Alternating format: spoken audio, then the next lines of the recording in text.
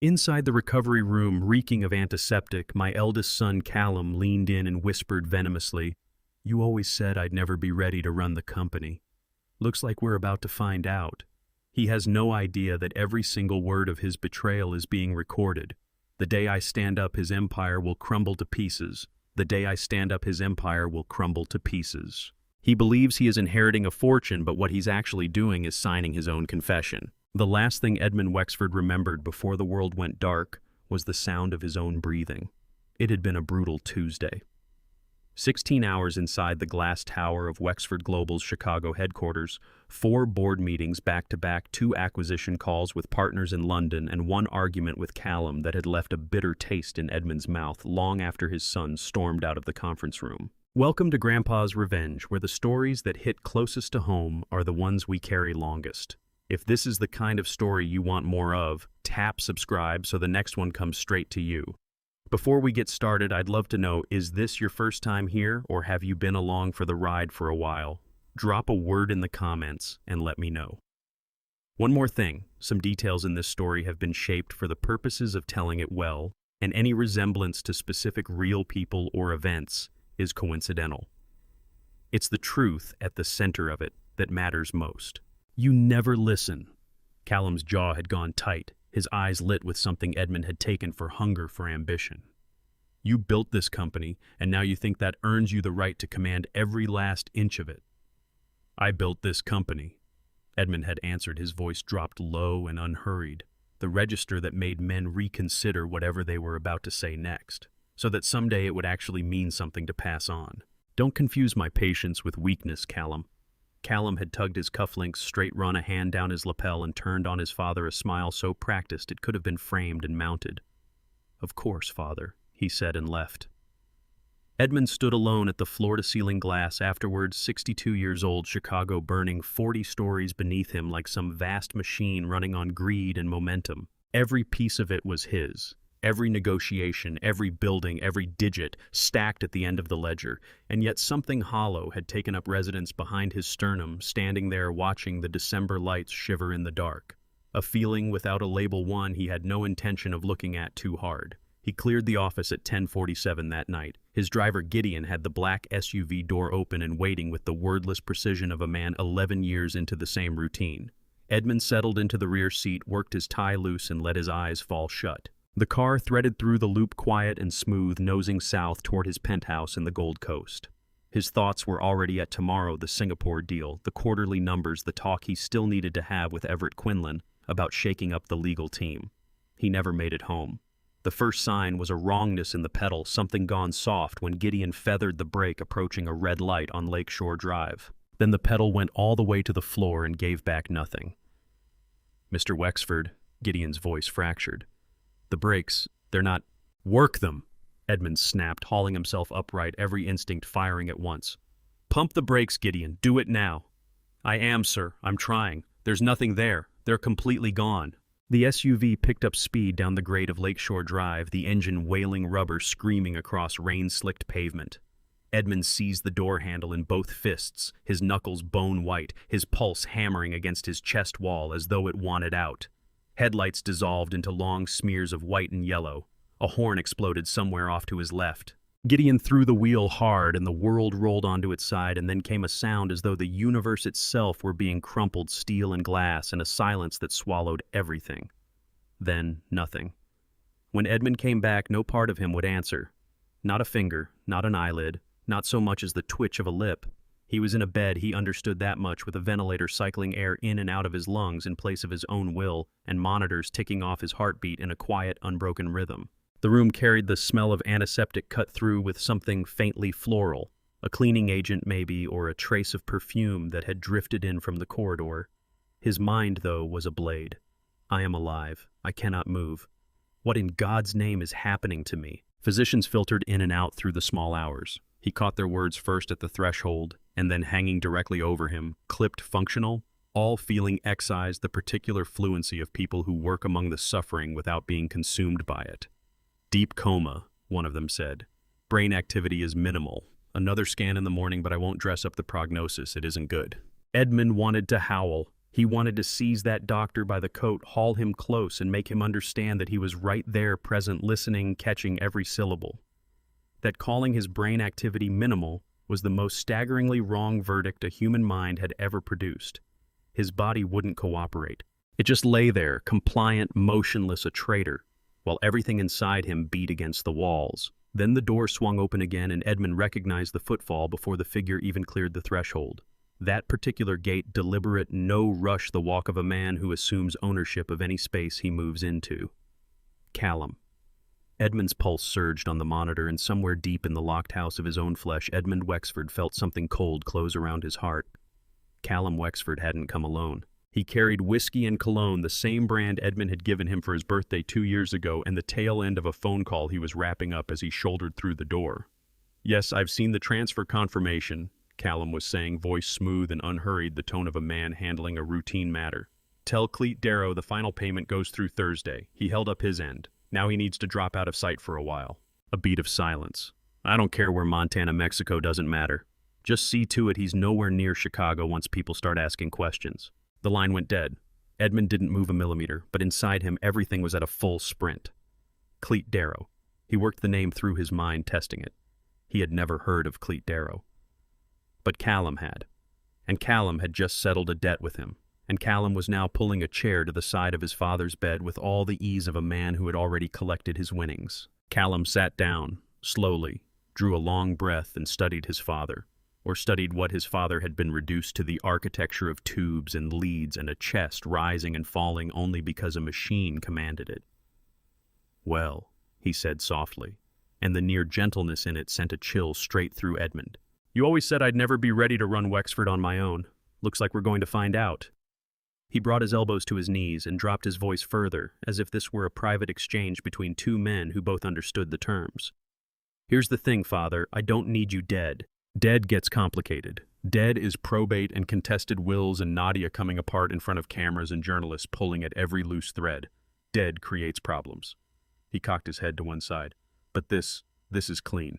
You're breathing, your pulse is up on the screen. The machines certify you're alive, which means every signature going on those transfer documents carries your full authority, provided Dr. Crane keeps informing the board that you aren't capable of making decisions." Edmund wanted to throw himself out of that bed.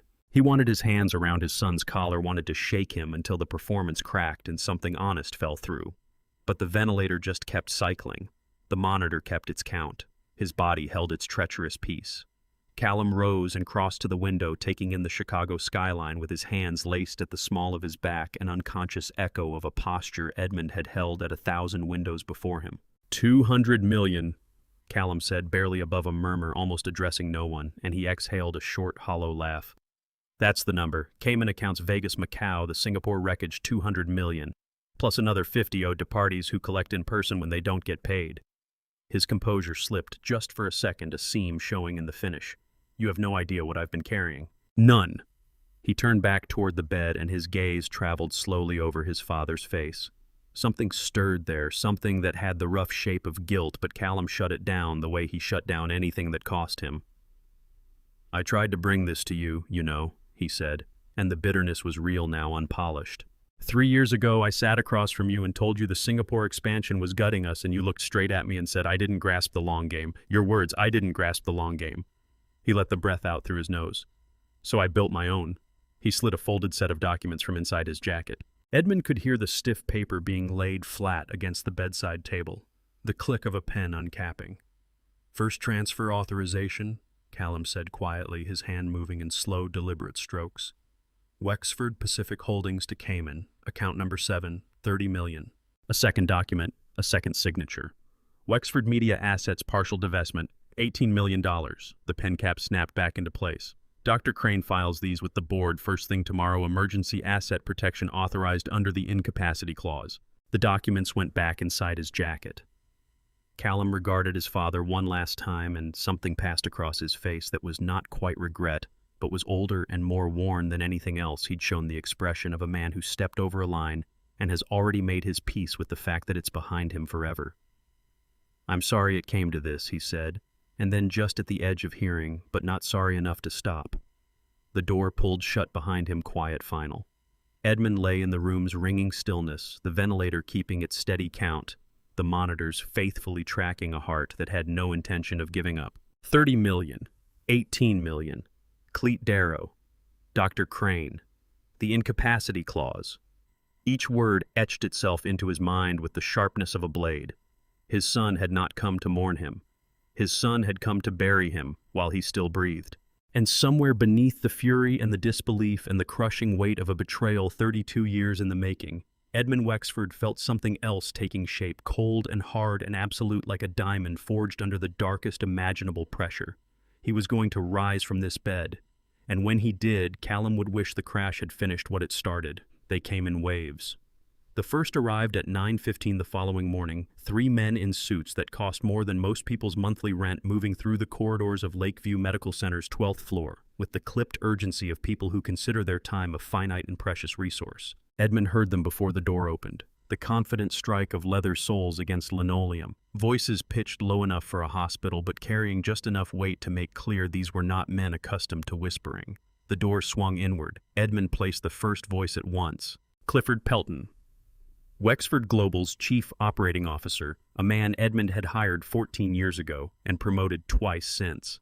Lord, Clifford said softly, and Edmund caught the genuine shock in it. Shock that held for about 4 seconds before practicality moved in behind it.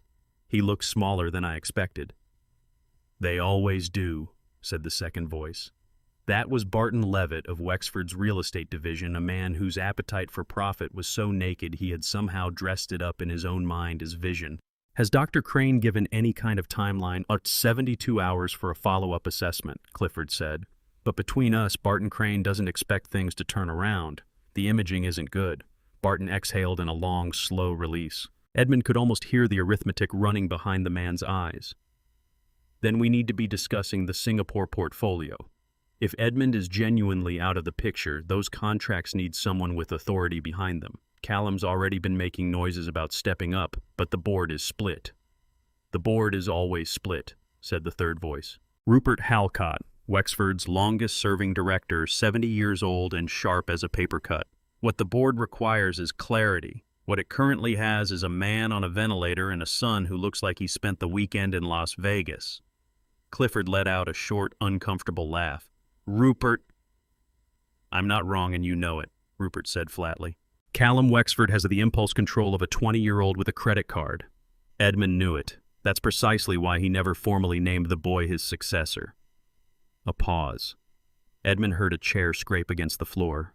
The real question is what becomes of the voting shares if Edmund doesn't pull through. Whoever holds those shares holds the company. There's a daughter, Barton said.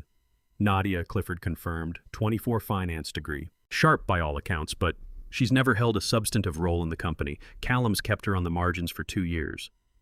Then for all practical purposes, Rupert said, the shares are in play. They stayed for 11 minutes. Edmund counted every one. They stood around his bed and discussed him the way men discuss a company in receivership, methodically, dispassionately, with the well-practiced detachment of people who long ago learned to quarantine feeling from strategy. Not one of them spoke to him directly. Not one of them touched his hand or said his name with any trace of warmth. They were not visiting a man, they were assessing an asset. When they left, the silence they dropped behind them pressed down on Edmund's chest like something physical. But the morning wasn't done with him yet. By noon, 4 more visitors had passed through. Beatrice Stanhope, whose nonprofit Edmund had bankrolled for 6 years, swept in wearing a black dress that struck Edmund as considerably premature and spent 8 minutes taking photographs on her phone before informing the nurse outside that she was absolutely devastated. Eugene McCready, Edmund's golf partner of 12 years, stepped in just long enough to say such a shame twice and glance at his watch once. A woman, Edmund barely placed the wife of some ambassador he'd met at a gala 3 years prior, arrived with flowers, stationed them on the windowsill, and conducted an almost entirely one-sided conversation about her forthcoming vacation in Tuscany. Each of them left a little more of Edmund's faith in people on the floor behind them. But it was the final visitor of the afternoon who cut the deepest. Constance Bellew had been Edmund's closest friend outside of business for nearly 20 years. They had found each other at a charity auction, bonded over a mutual contempt for small talk, and built something Edmund had genuinely believed was unconditional. She had called herself his family when he had none left worth mentioning. She settled into the chair beside him now, and for one brief, aching moment, Edmund thought she had simply come to be there, just present in the way that costs nothing and means everything. "Oh, Edmund," she said softly, and her voice shook in a way that sounded almost real. Then her phone buzzed. She glanced down at it, and when she spoke again, her voice had shifted lower conspiratorial, a different register entirely. "Yes, I'm here now. He looks terrible, honestly. I don't think he's coming back from this one." A beat of silence. "Well, that's exactly what I'm saying. If the penthouse goes into the estate, we should speak to the building manager before it ever reaches the open market, because those units never—" "Yes, exactly. Call me when you're out of your meeting." She ended the call, gave Edmund's hand a single brisk pat, the kind you give a task you're crossing off a list, and walked out. The door clicked shut. Edmund lay in the wreckage of 30 years of carefully tended relationships and felt something inside him give way. Not shatter exactly, more like a load-bearing wall that had been quietly rotting for years finally showing the first fracture you could actually see. He had built an empire. He had filled boardrooms and ballrooms and charity galas with people who lit up at his name and laughed at his jokes and called him their friend. And not one of them, not a single one, had looked at him today as though he were still a man. The room darkened as the afternoon died away. The monitors beeped. The ventilator breathed. Somewhere out in the corridor, a cleaning cart knocked and rattled against the floor, a small, unremarkable sound that Edmund would later understand had been the opening note of the only thing that truly mattered. The cart arrived at 6:47 in the evening. Edmund had catalogued its sound over the previous 2 days. The faintly uneven rattle of the left front wheel, the soft knock of spray bottles shifting against one another, the quiet squeak of rubber-soled shoes on linoleum that arrived about 4 steps ahead of everything else.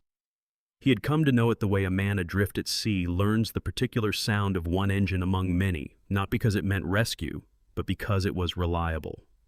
In a world that had proven itself to be constructed almost entirely of performance and pretense, reliability had become the most radical thing Edmund Wexford had ever encountered. The door opened and she came in. He couldn't see her, but he had assembled a portrait from sound and sensation alone. She moved with care and method, none of the theatrical busyness of someone performing competence for observers. She set the cart just inside the door, snapped on her gloves with the efficiency of long habit, and began in the far corner of the room working her way toward the window, her cloth moving in steady, unhurried strokes across surfaces that were already clean because she cleaned them regardless. She hummed something low and formless beneath her breath. Not quite a melody more. The sound a person produces when their mind is somewhere pleasant and they've lost track of the fact that they're making any noise at all. Edmund lay still and listened and felt for the first time in 2 days that the room held something other than calculation. She reached his bedside and stopped. He heard a small intake of breath, not startled more, the sound of someone registering something the others had missed. Then the gentle pour of water, the wringing of a cloth, and then with a tenderness so unexpected it landed somewhere behind Edmund's sternum like a closed fist, a warm, damp cloth touched his forehead and moved in slow passes across his face. No one had done that. Through 2 days of physicians and nurses and executives and so-called friends, no one had done that. She wiped his face with the focused care of someone who understood that dignity doesn't stop being relevant just because consciousness is uncertain. She turned to his lips, cracked and parched from 2 days on the ventilator, and he heard the soft sound of a small container opening. Something warm and faintly herbal dabbed at the corners of his mouth with the edge of the cloth. Chamomile water. He would later learn something her grandmother had used. "There you go," she said quietly to no one in particular, or perhaps to him. "That looks better?" Edmund's chest clenched so hard he was certain the heart monitor would give him away. But it beeped on steady and indifferent as ever. She was gathering her things when the door flew open. "What exactly do you think you're doing?" Callum's voice flooded the room like ice water hurled at an open flame, sudden and smothering. Edmund heard the woman's cart knock against the wall as she startled bottles rattling, a sharp breath escaping her. "I'm sorry," she said quickly. "I was just cleaning the room and I noticed his lips were—" "I can see what you were doing," Callum said, and his voice carried that particular register of contempt that certain men reserve for people they have already decided don't exist. "You were touching my father. You were applying things to his face. Do you have any idea who this man is?" "Yes, sir," she said. "He's a patient," and his lips were cracked. "He is Edmund Wexford," Callum said. and Edmund could hear him moving toward the woman, deploying his height and his suit and his authority the way others deploy a weapon. He is not your responsibility. Your responsibility is the floor, the surfaces, whatever falls within your job description. Are we clear? Do not touch him again. A pause. Edmund wanted to howl. He wanted to sit upright and fix Callum in the eye and tell him, this woman has done more for me in 10 minutes than you have managed in 32 years. But his body maintained its traitorous stillness. I understand, the woman said. Her voice had gone quieter, but it held. It didn't waver. Good, Callum said. Finish up and get out. The door swung open and Callum's footsteps retreated down the corridor, already back on his phone, his voice resuming its smooth, businesslike cadence before he'd even cleared the threshold. The woman did not leave right away.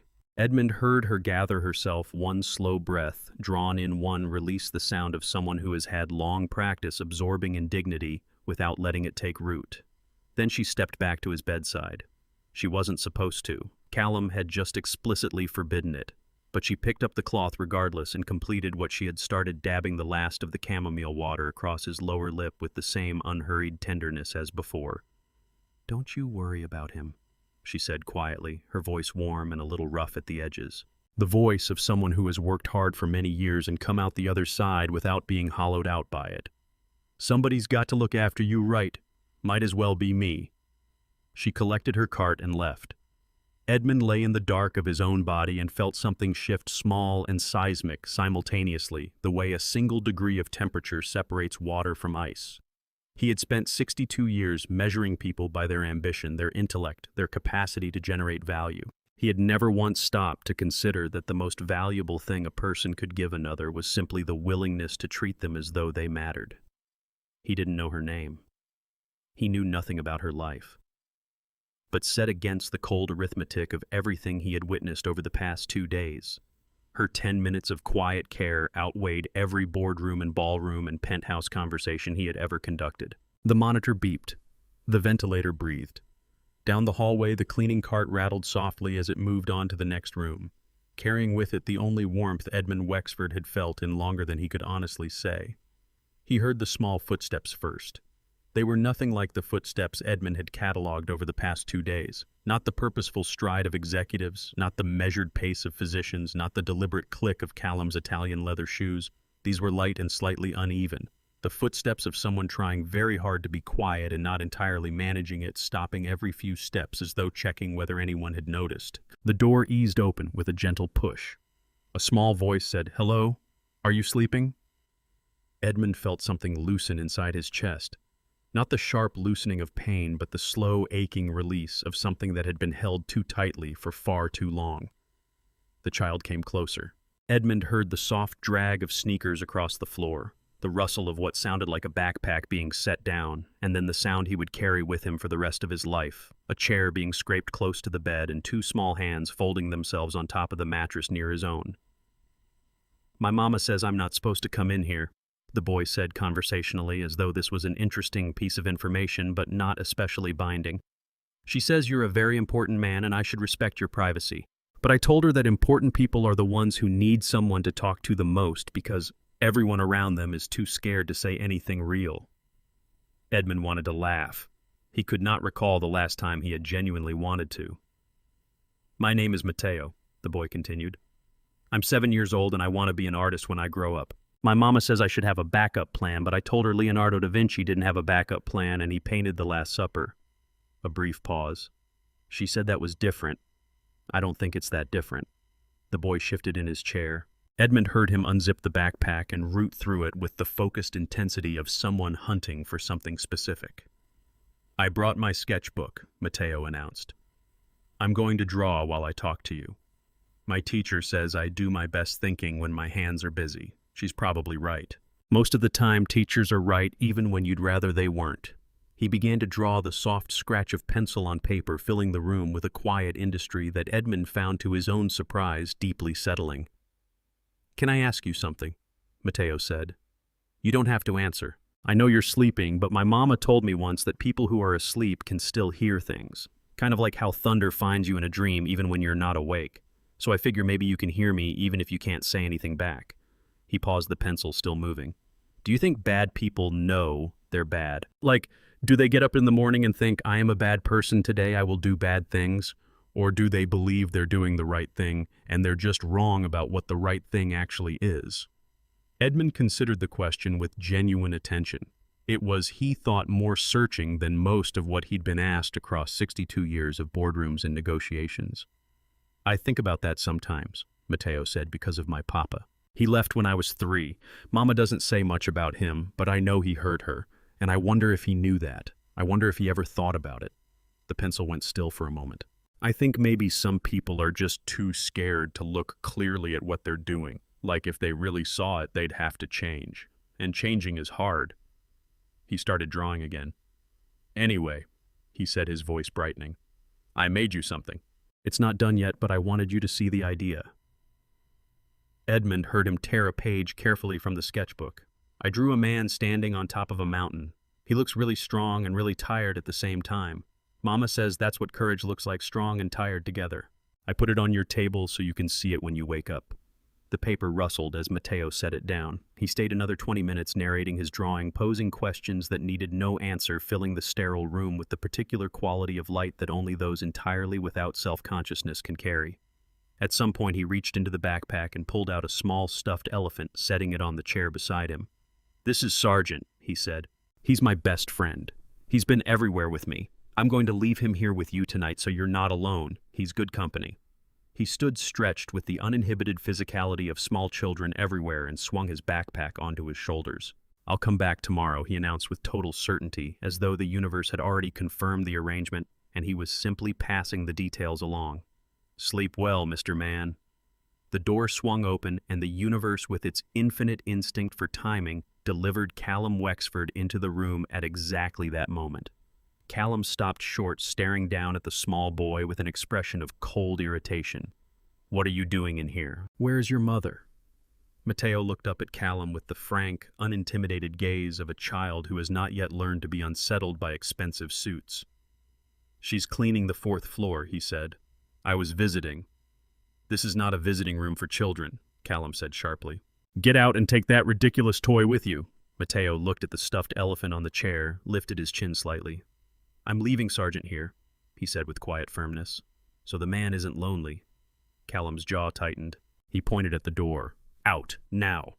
Matteo picked up his backpack, cast one last look toward Edmund's bed, and walked out carrying himself with a dignity that put every executive Edmund had received that week to absolute shame. Callum watched him go, then turned and regarded his father with an expression from which all pretense of grief had been stripped away. Pathetic, he said. Some janitor's kid wandering the halls. He straightened his cuffs and moved to the window, already reaching for his phone. Dr. Crane called. The board meeting is confirmed for Friday. By Saturday morning, Wexford Pacific will be mine. He walked out without a backward glance. Silence reclaimed the room. On the chair beside Edmund's bed, the small stuffed elephant sat perfectly upright, its glassy eyes fixed on the door. What Callum had no way of knowing was what rested on the bedside table. Rose's phone face down under the lip of a folded blanket, its screen dark, its voice memo app quietly running. Every syllable Callum Wexford had spoken was already saved. Dr. Philip Crane pushed through the door at 7:15 in the morning. Edmund had him identified before the latch had fully cleared the frame. Crane moved through a room in a way that was distinctly his own. No hurry, almost languid, the bearing of a man who had long since decided that his very arrival constituted a service. Soft-soled shoes restrained movements, and underneath his cologne a faint chemical thread that the laboratory had baked into him permanently. Good morning, Mr. Wexford, Crane said with a pleasantness that assumed no answer, as though Edmund were simply resting between appointments, as though nothing here was out of the ordinary. Edmund tracked the sounds bag placed on the table medical case, unzipped glass touching metal, the methodical preparations of someone who had done this particular thing before. Vitals are holding, Crane went on, snapping latex gloves onto his hands with 2 crisp pops. Cardiac rhythm is solid, brain activity is where we'd expect it.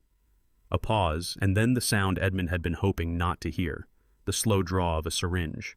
The plunger eased back. A fingertip tapped the barrel once to chase out the air. A mild sedative just to keep you resting and out of the way. Callum needs the board meeting to go smoothly. No interruptions. No interruptions. The needle found Edmund's IV line with a clinical tidiness that made the whole thing worse. A warmth announced itself low in his arm and began its climb shoulder-chest, spreading the way a drop of ink bleeds through wet paper. Slow, patient, indifferent to argument. No. The word formed somewhere inside him with everything he had. No. Edmund Wexford had not prayed since he was 9 years old, watching his mother fade in a county hospital with not a soul coming to help. 62 years of clawing empires into existence had produced in him a faith that stopped and started entirely with human will. No appeals, no petitions, no concessions to anything he couldn't control. Yet here, with the chemical tide already past his elbow and still rising, he prayed. Not words. There were no words left that worked. It was something raw, every shred of consciousness he could still command, every last molecule of intention he possessed, all of it massed against the closing dark. Like a man who puts his shoulder and his spine and his entire weight against a door that something much larger is trying to open. Hold on. Stay present. Go under now, and you don't know what you surface to. If you surface. The warmth lapped at his throat. His thoughts lost their edges, the hard, clean lines of the past 2 days beginning to dissolve the way a photograph bleaches out when the sun finds it. Nadia arrived in his mind unbidden. 7 years old, sitting on the floor of his office building towers from his business cards, glancing up at him between his calls with eyes that were too old and too attentive for her face. And then more recently, 3 months ago, a Sunday dinner cut to 40 minutes when his phone intervened. The look she'd put on afterward closed off the expression she'd had to develop to protect herself from counting on him too much. That look landed in the center of his chest like something irreversible. Hold on.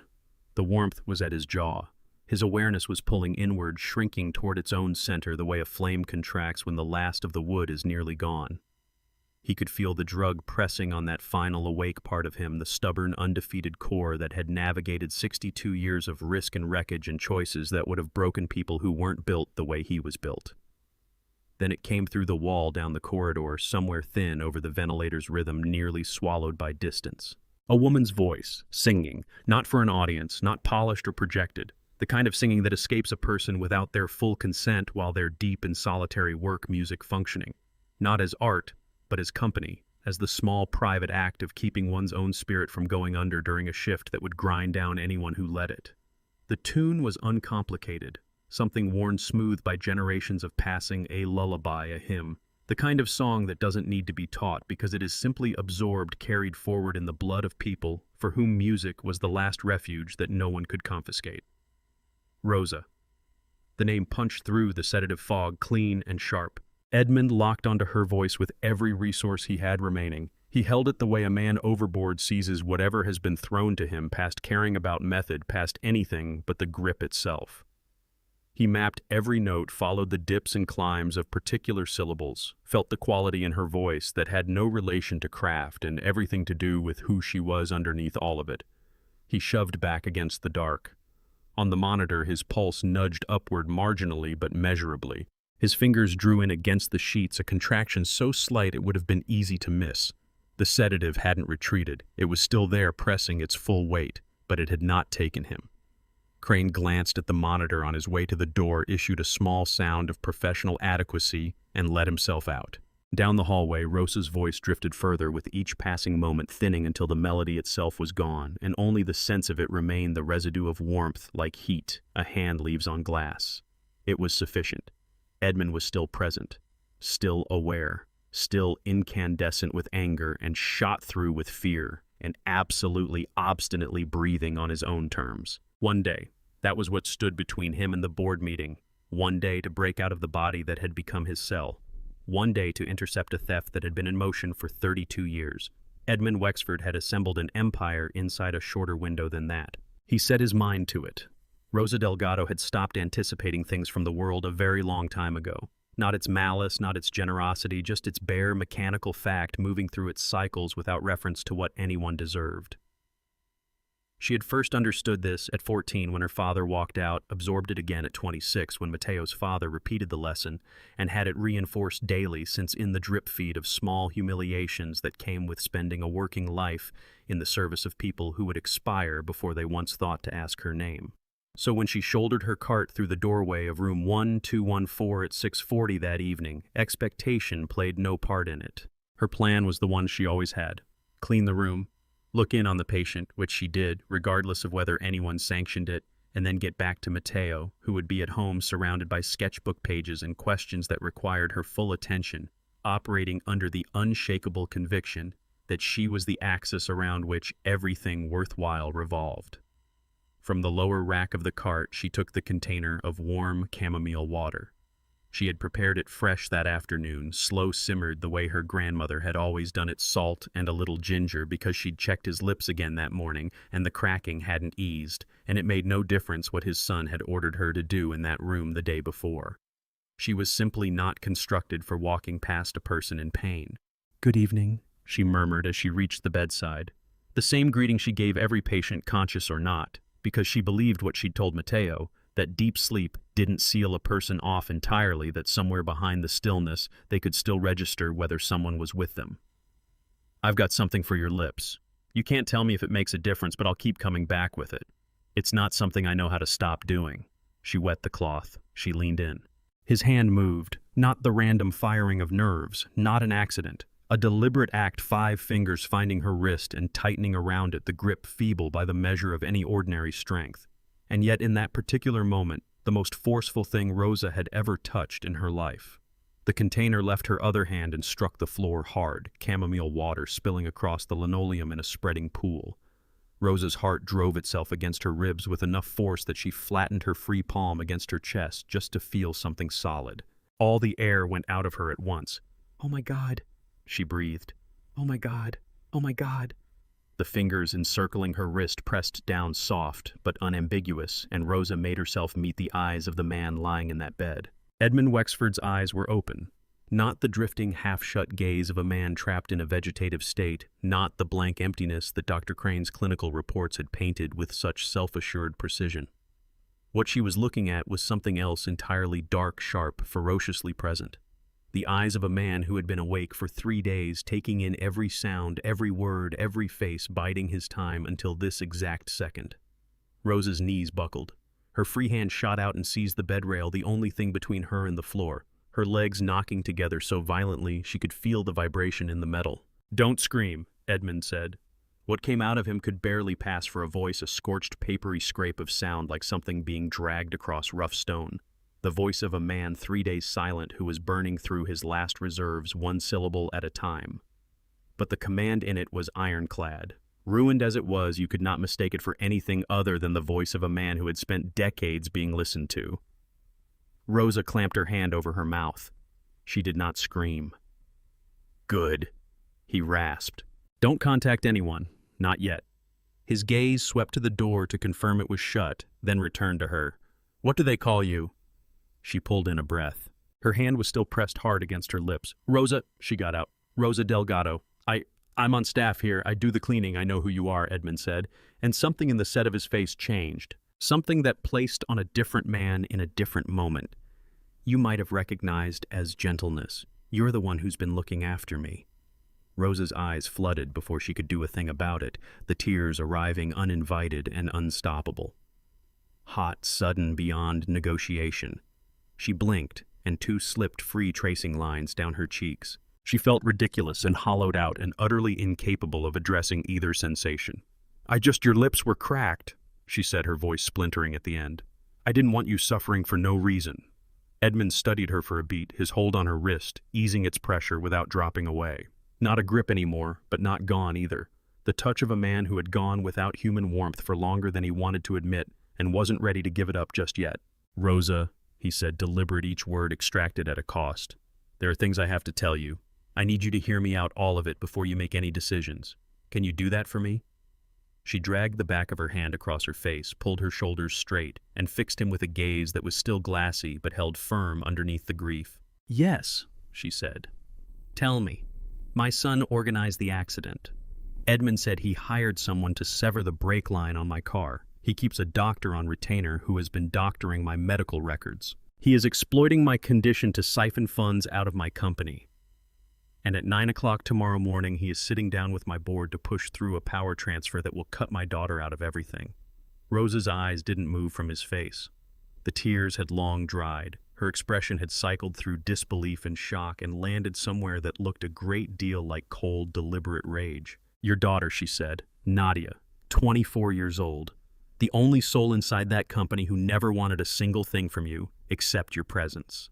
His jaw went tight, and something traveled across his face. Not pain exactly, but the country that borders it, the territory where regret pitches its tent.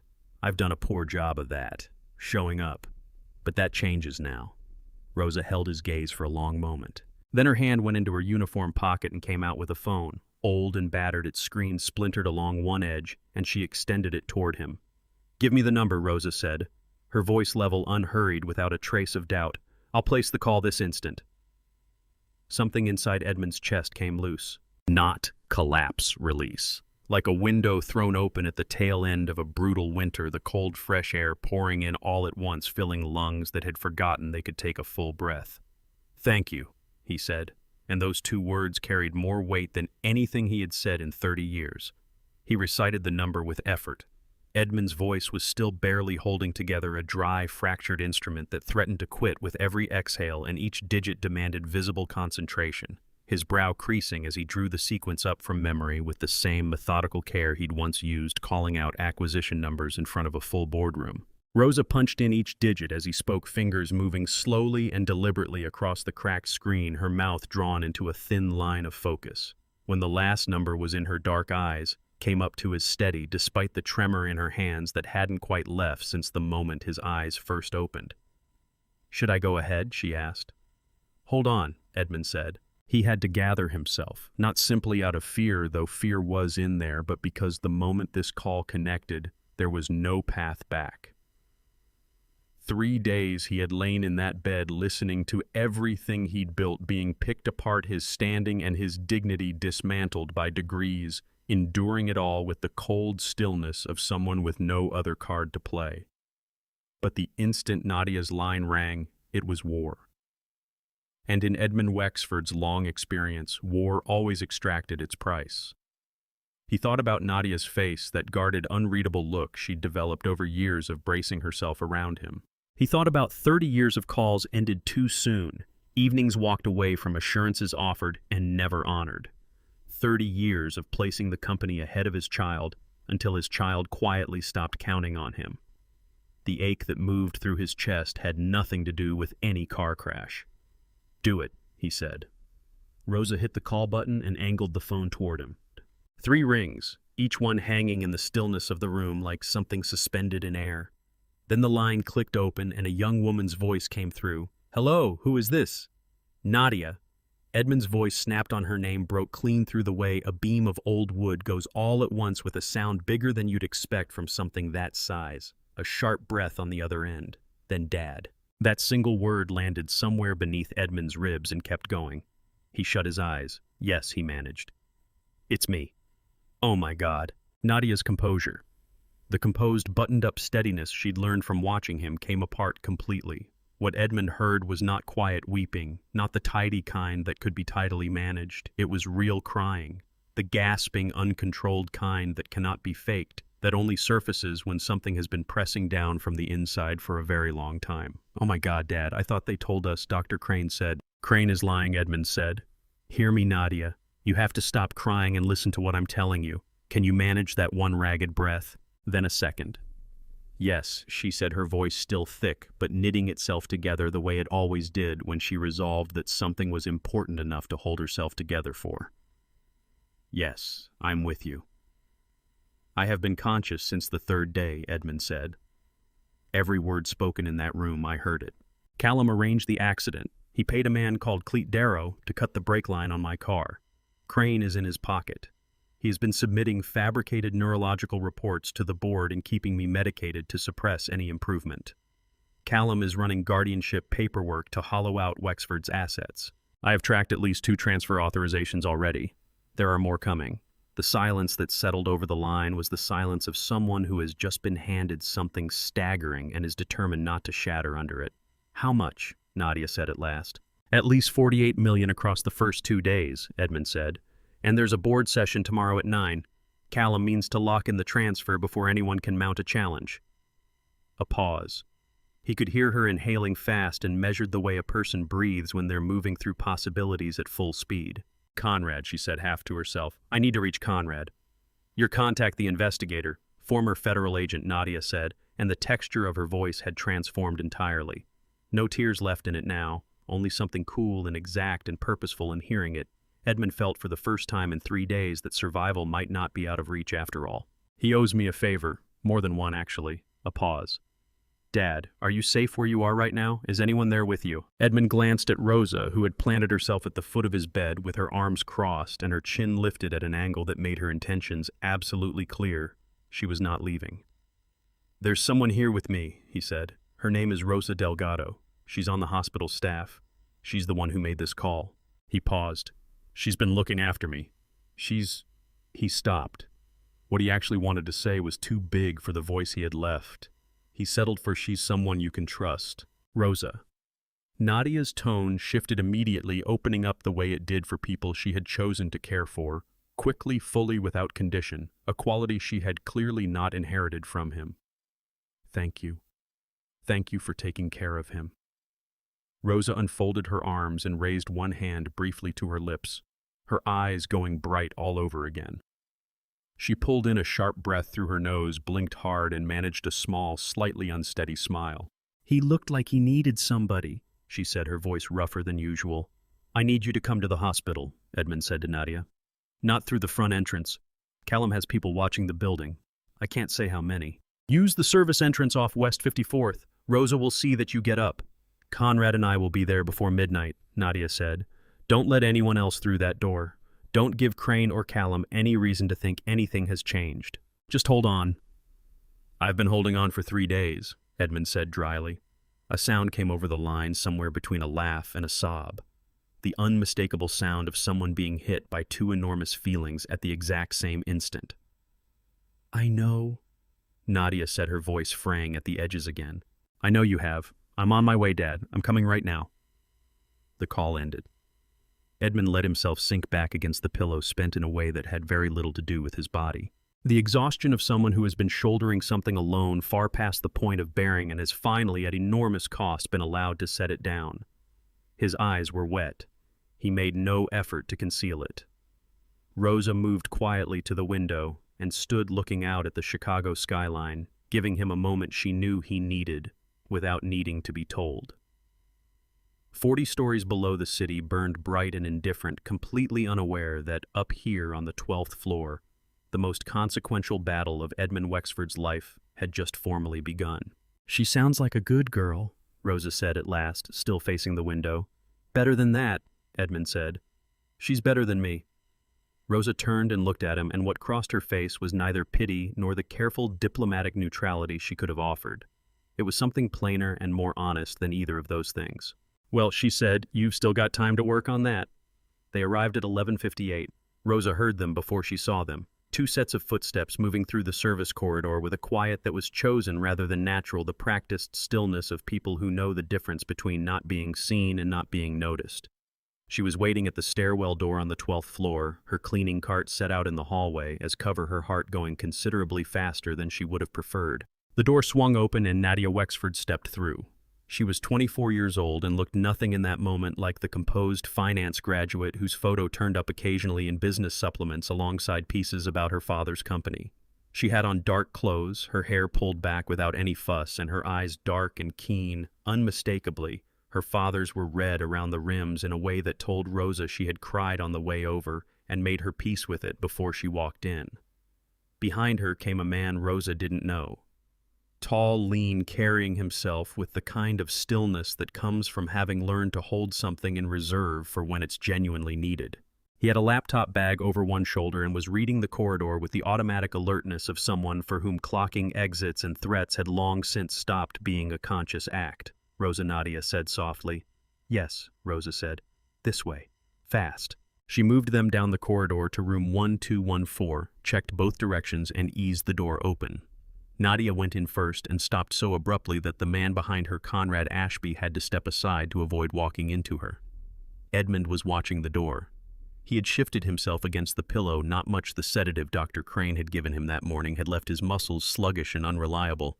but enough to face the entrance, enough to see his daughter come through it. His face, which Rosa had watched hold an iron composure across 3 days of betrayal and isolation and chemical suppression, did something complicated and beyond his control at the sight of Nadia. His jaw worked, his eyes went bright. He pressed his mouth into a firm line and breathed deliberately through his nose. Nadia crossed the room in 4 strides and closed both her hands around her father's. The sound, she made a single sharp intake of breath that was really a sob she caught at the last moment and forced back down, hit Rosa somewhere in the center of her chest like something solid. "Dad," Nadia said. Her voice was shaking badly. "I'm here. I'm right here." "I can see that," Edmund said, his voice still raw and barely serviceable. But there was something in it now that hadn't been there before. Something unguarded and warm. Something that bore no resemblance to the man who had cut his son down in the boardroom 3 days ago. "Stop shaking. We don't have time for that right now." "I'm not falling apart," Nadia said fiercely, even as 2 tears made their way down her face and flatly contradicted her. I thought you were gone for 3 days." I thought she stopped, pressed her lips together. "Okay. What do we need to do?" Conrad Ashby stepped forward, placed his laptop bag on the table, and studied Edmund with the frank, measuring look of someone who had spent years reading people under pressure. "Sir," he said simply. "You're the investigator," Edmund said. "Former federal agent," Conrad said. "Private now. Nadia tells me you have information on whoever tampered with your vehicle. His name is Cleet Darrow." Edmund said, his voice dropping each word placed with care. The precision of a man who has been cataloging information for days and is now deploying it deliberately.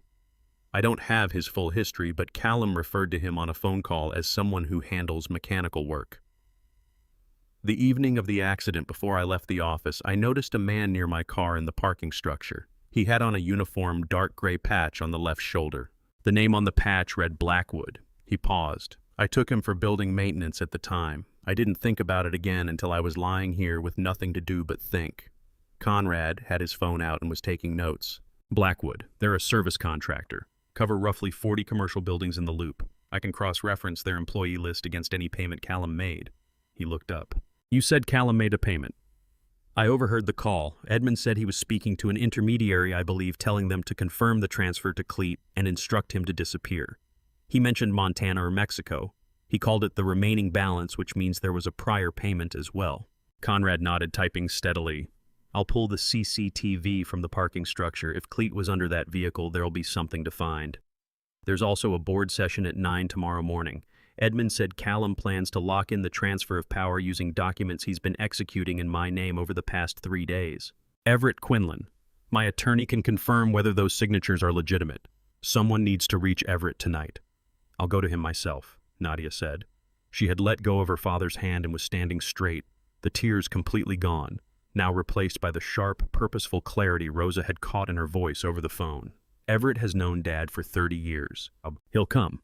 Don't use your regular phone to reach him," Edmund said. "Callum may have someone watching communications. Call from a number he won't recognize." He looked toward Rosa. "Could I ask?" "Yes," Rosa said at once, already drawing the phone from her pocket. "Take it. Use it for whatever you need." Nadia looked at her, then really looked at her with an expression that held a gratitude too immense to be contained in a hospital room. "Thank you," she said, and the words were plain, but the weight behind them was anything but. Truly. For everything. Rosa felt her eyes burn and absolutely refused to cry a second time in one evening. She pressed her lips together, nodded, and held out the phone. Edmund looked at his daughter in the low light of the room, the monitors keeping their steady rhythm, the city burning on indifferently beyond the glass. He looked simultaneously older than 62 and younger than 62, a man scraped down to something essential, every layer of performance and pretense burned away. Rosa thought him considerably more real than anything that had walked through his door in the past 3 days. "Nadia," he said, "when this is finished, when all of it is behind us, I want to talk to you. Not about the company, not about shares or succession or any of that. About us." His voice snagged. "About the Sunday dinners I walked out of early. The calls I ended too soon about he stopped, swallowed the things a father is supposed to say to his daughter and never quite finds the moment for." Nadia's composure fractured just slightly at the edges, her chin trembling once before she brought it back under control. "Okay," she said softly. Okay, Dad. But getting you out of that bed comes first. First, Conrad agreed, opening his laptop with quiet efficiency. We find Cleet Darrow. Conrad Ashby had not slept in 31 hours and was not troubled by this in the slightest. He had set himself up in a hotel room 3 blocks from Lakeview Medical Center, booked under a name that wasn't his, a habit so deeply embedded it no longer required any thought at all. His laptop sat open on the desk, 2 extra monitors connected by cables he kept in the side pocket of his bag. His phone was running 3 applications at once, a facial recognition program licensed from a former bureau contact, a financial tracking interface built around codes Edmund had supplied, and a mapping tool overlaid with the Blackwood Building Services coverage network. Nadia sat across the room at the small table by the window, her own laptop open, a cold cup of coffee at her elbow that she kept picking up and setting back down without drinking. She had decided to make herself useful because the alternative feeling, the full weight of everything she was terrified of, was not something she was prepared to entertain. Blackwood Building Services, Conrad said, pulling up the contractor registration. Founded 2010, 43 commercial properties across the Loop and Lower Chicago. He cross-referenced the employee roster against the DMV database and ran each name through facial recognition. Filtering for males between 25 and 35, that gives me 62 names. Callum's payment went to an account registered in DuPage County, Nadia said without looking up. She was pulling threads through Wexford Global's internal financial records with surgical precision. $30,000 8 days before the accident, then $20,000 the morning after. She looked up. $50,000 total, 2 installments. Callum planned this at least a week in advance. Account holder, Conrad asked. Nadia typed quickly. Entity called Black River Auto Repair. She paused. Black River. Cleet Darrow. She looked at Conrad with an expression that held no satisfaction, only cold confirmation. He used a version of his own name. First-timers always think the transaction is the hard part, Conrad said flatly. They never stop to consider what they're leaving behind. He had narrowed the facial recognition results to 14 matches and was running each against parking structure footage from Wexford Global's security firm. Business address for Black River Auto Repair, Rural Route 4, Galena, Illinois, 90 minutes north. Nadia pulled up satellite imagery immediately. Farm property, main house, a barn, a small workshop. She studied the layout carefully. Perfect place to go to ground after being paid $50,000 to stay quiet.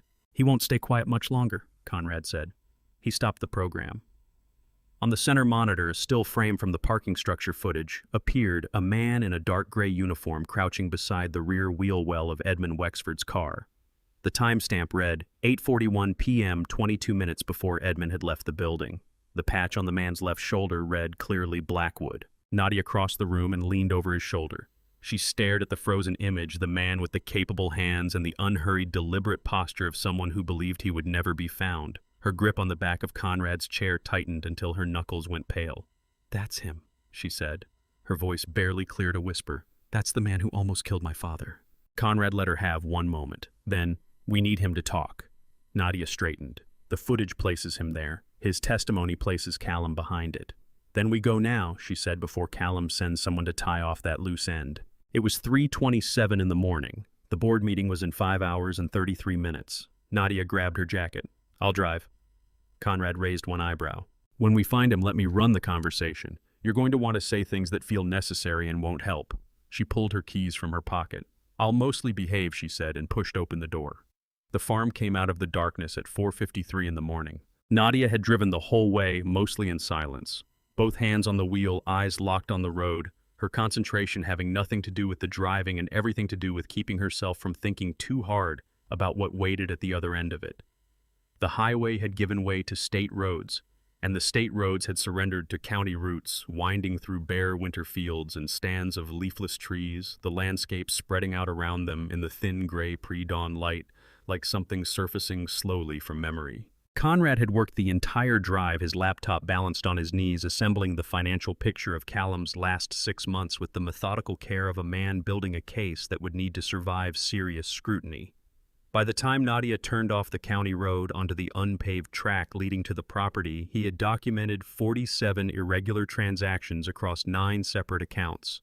"He's been running this for at least 18 months, Conrad said, not lifting his eyes from the screen. The Cayman structure was already in place before he started moving Wexford funds. This wasn't improvised. He built the infrastructure first, then began filling it. He was building it while sitting across the table from our father in board meetings, Nadia said. Her voice was flat and controlled the voice of someone holding a very tight lid over something that badly wanted to escape, while Dad was showing him how to run the company. Yes, Conrad said simply. There was nothing useful to add to that.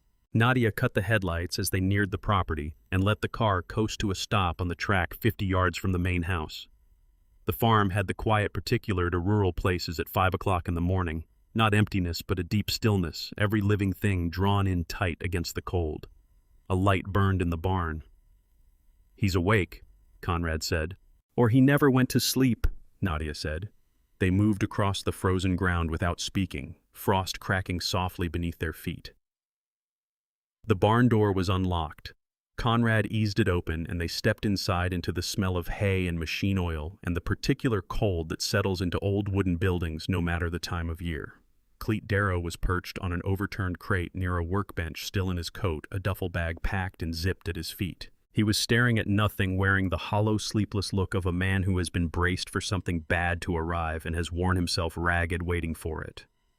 When he saw them, he lurched upright so fast he sent the crate skidding sideways, his hand jumping instinctively toward the workbench beside him. Don't, Conrad said, not loud but carrying a quality that made people stop. Cleet stopped. In the thin barn light, Cleet Darrow looked younger than his 30 years and considerably more frightened. His face was unshaven, his eyes red at the rims, his hands, the large, capable hands of someone who worked with them, shaking visibly at his sides.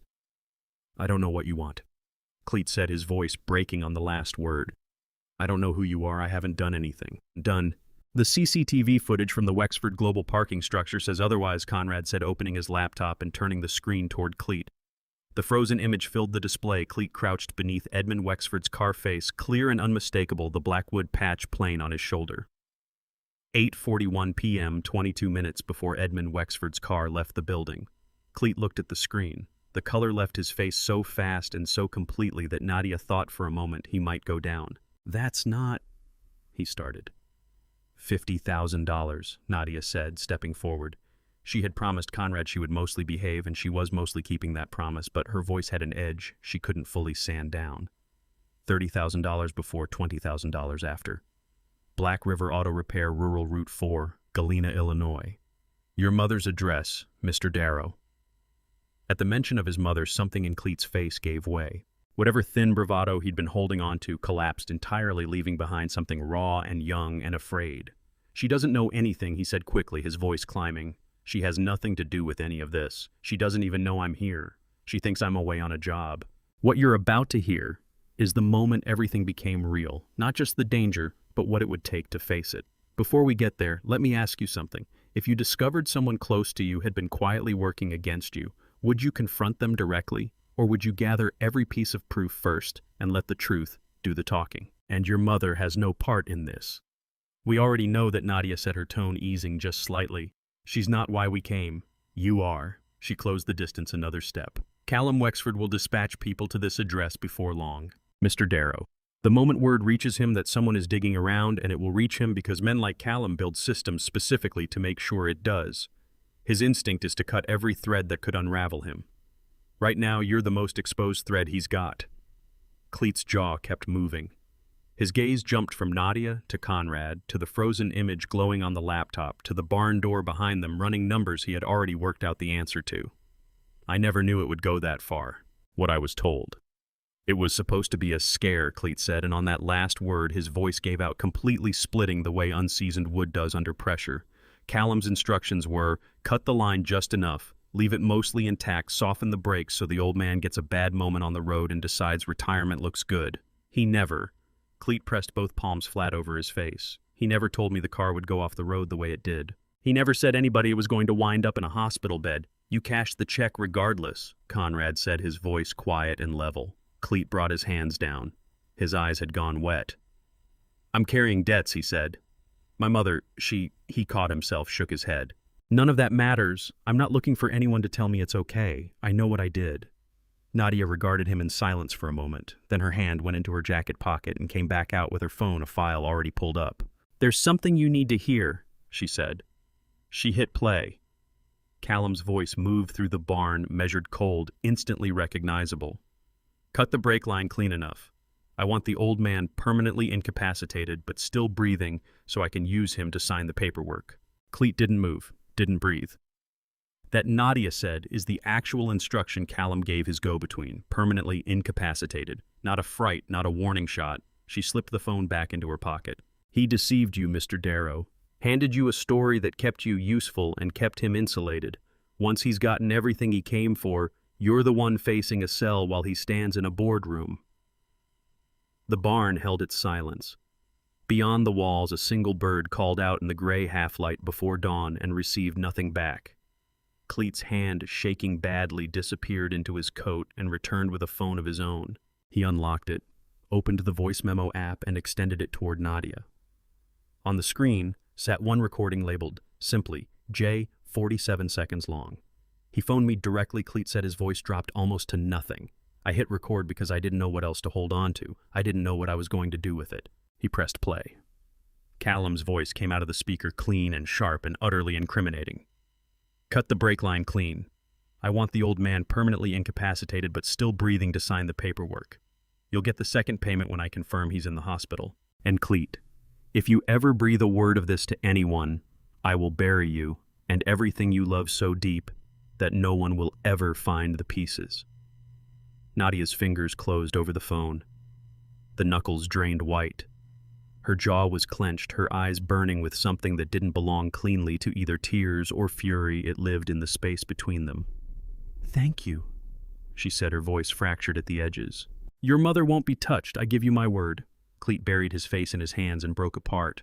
Not the polished, presentable kind of grief, deep-wrenching, graceless crying, the kind that has its roots in shame rather than sorrow, and cannot be rehearsed because it costs the whole person to produce. Nadia's eyes went to Conrad above Cleet's bowed head. Conrad met them, and for the first time since this whole thing had begun, he allowed himself one slow, deliberate nod. It said everything we have, what we came for. Everett Quinlan walked into Lakeview Medical Center at 8:15 in the morning carrying a paper cup of tea. He had not touched his face, wearing the particular tightness of someone who had been awake all night. He was 62 years old, Edmund's age exactly, and the two of them had first found each other at Northwestern Law School in 1983, thrown together over a borrowed textbook and a shared privately held contempt for a professor who seemed to believe that speaking at maximum volume was a substitute for thinking. In the 4 decades since Everett had put arguments before the Supreme Court assembled one of the most formidable corporate law practices in the country, and declined 3 federal appointments on the grounds that the government would never leave him alone long enough to accomplish anything worth doing. In Edmund's estimation, he was the most uncompromisingly principled person he had ever encountered, which was the very reason Edmund had never once put him in a position that would test those principles. The nurse stationed at the 12th floor desk recognized him from earlier visits and waved him past with the particular deference that a well-cut suit and an air of absolute self-possession tend to command in places like this. Everett dipped his head in acknowledgement, moved down the corridor to room 1214 and pushed the door inward. Then he stopped. Edmund Wexford was staring straight at him. Not the vacant, unfocused blankness that Dr. Crane's reports had described in such confident clinical language. Not the half-sealed eyes of someone lost in unconsciousness. Edmund was propped against his pillow, gaze direct and wide open, tracking the door with an expression Everett had cataloged across 4 decades of shared battles, negotiating rooms, courtrooms, standoffs of every variety. The look of someone who has held himself in a state of coiled, merciless patience far past the point where patience and fury become the same thing and is now prepared to act. Everett Quinlan, who had not flinched through Supreme Court oral argument, who had absorbed hostile depositions without a tremor, who had sat perfectly still in 1996, while opposing counsel hurled a glass of water at him, felt his knees go soft beneath him. Edmund, he said. The word came out inadequate, stripped of the steadiness he had spent a professional lifetime perfecting. Close the door, Edmund said. The voice was wrecked. The eyes were not. Lock it. Everett shut the door. There was no lock. Hospital rooms don't work that way, but he set his back against it, weight planted, which accomplished the same thing well enough. He stayed there a moment, drawing breath, absorbing the fact of his oldest friend, conscious awake, present in a bed where every credentialed voice had been assuring him for days that his oldest friend was running out of time. How long have you been? Everett got that far. Since the 3rd day, Edmund said. awake since the third day. Everett pressed his mouth into a hard line. The muscles in his jaw flexed. He put the untouched tea down on the side table near the door. His hand had developed a faint tremor, and he had no intention of making that visible by spilling it. Dr. Crane briefed the board. "Crane is in Callum's pocket." Edmund said, his voice even almost clinical. "He has been keeping me sedated and feeding fabricated neurological assessments to the board while Callum uses the incapacity clause to execute transfer documents over my signature. Forged signatures, all of them lifted from old paperwork and scanned." His tone stayed flat and methodical throughout, the tone of someone who organized his facts before he opened his mouth. But what his eyes were doing told a different story, something Everett had not seen there in years. "Every document Callum has filed since the night of the accident. I need you to go through all of it, Everett. Pull every signature." Everett moved to the chair beside the bed, dragged it close, and lowered himself into it the way a man does when his body has quietly stopped cooperating with the pretense that everything is manageable. He bent forward, forearms braced on his knees, and gave Edmund his full attention. "Walk me through it from the beginning," he said. Edmund walked him through it methodically, without detour, stripping the account down to the facts that mattered and moving through them in sequence the way he always operated, when time was the thing he could least afford to squander. Everett took it all in without a word, the way he absorbed everything that mattered completely and without interruption, so that by the time he began to form a response, the picture was already whole. When Edmund finished, Everett leaned back and directed his gaze at the ceiling for a beat. "The signatures," he said at last. "If Callum sourced scanned copies from existing documents, the forgeries would be technically credible, but they'd carry a flaw you can't engineer around. Scanned signatures reproduce at a fixed pressure ratio. The ink distribution is uniform in a way that human signatures never are. No two genuine signatures from the same person are identical. Pressure shift speed varies. The angle drifts." He looked at Edmund. "Put those documents in front of a forensic handwriting examiner inside the next 3 hours, and I can have a certified finding in hand before the board sits down." "Can you get them?" Edmund asked. "Callum routed them through the corporate secretary's office," Everett said.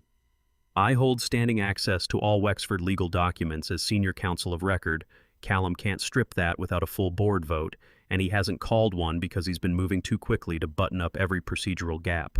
He drew out his own phone. "I'm going to reach Vivian at the Forensic Document Lab on Michigan Avenue. She owes me a considerable favor, and she doesn't waste time."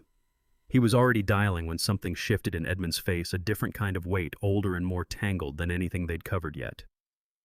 "There's one more matter," Edmund said. Everett lowered the phone. "Go ahead." "In my office. The private safe behind the Wyeth painting. You know the combination."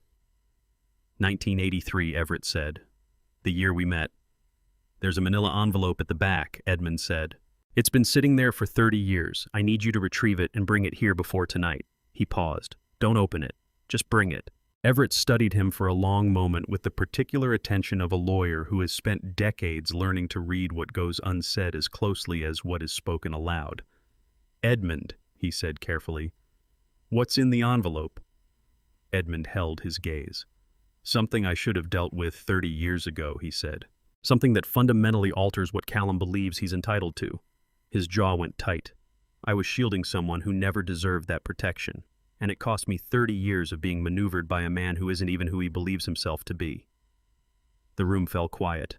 Out in the corridor, the hospital carried on through its morning rhythms, the clatter of a medication cart, a television murmuring somewhere down the hall, footsteps approaching and then receding. Everett Quinlan had known Edmund Wexford for 40 years. He had watched him build an empire and weather a marriage and lose people he cared for, and make decisions that Everett had by turns disagreed with, admired, and occasionally found genuinely alarming. In all of that time, he had never heard him speak quite like this, with this particular weave of exhaustion and resolution, the voice of a man who has finally stopped carrying something in secret and is ready to lay it in front of another person. "I'll get the envelope," Everett said. He stood, straightened his jacket, and lifted the untouched tea. "And Edmund." He paused at the door. "For the record, I knew Dr. Crane's reports were wrong. I've known for 2 days I simply couldn't prove it." His voice fell into something quieter and rougher than his usual register. "I'm glad you're still here, you stubborn old man." Edmund looked at him. Something moved across his face that on another man would plainly be called gratitude, but on Edmund Wexford it came out as a single slow nod and the faint, barely visible loosening of a jaw that had been clenched hard for 3 days. "Go get my documents, Everett," he said. "And don't dawdle." Everett Quinlan walked out and down the corridor with the long, deliberate stride of a man who has settled the question of what kind of lawyer he intends to be today and finds the answer steadying. The forensic document examiner took 2 hours and 40 minutes. Vivian was 60 years old, precise as a scalpel and wholly unmoved by urgency, a quality Everett had always found equal parts maddening and reassuring because it guaranteed that her findings when they arrived had been earned through rigor rather than rushed to satisfy anyone. She worked out of a lab on Michigan Avenue that carried the permanent scent of chemicals and aged paper, and she had examined documents for Everett on 4 previous occasions, each time delivering conclusions that survived the most aggressive cross-examination opposing counsel could throw at them. She called Everett at 11:17 with the results. All 12 documents, she said, without any opening pleasantry. The signatures are generated from a single source scan. The pressure distribution is uniform across all copies to within 3%, which is physically impossible for genuine handwritten signatures. The ink depth is consistent with digital reproduction, rather than ballpoint contact. A brief pause. In 32 years of forensic document examination, Everett, I have never encountered forgeries this technically sophisticated. Whoever produced these had access to very high-quality scanning equipment and significant expertise in digital reproduction. Another pause. They were also ultimately not quite good enough. Everett was in Nadia's hotel room when the call came through. Jacket-off sleeves rolled to the elbows, encircled by the printed financial records that Nadia and Conrad had assembled during the drive back from Galena.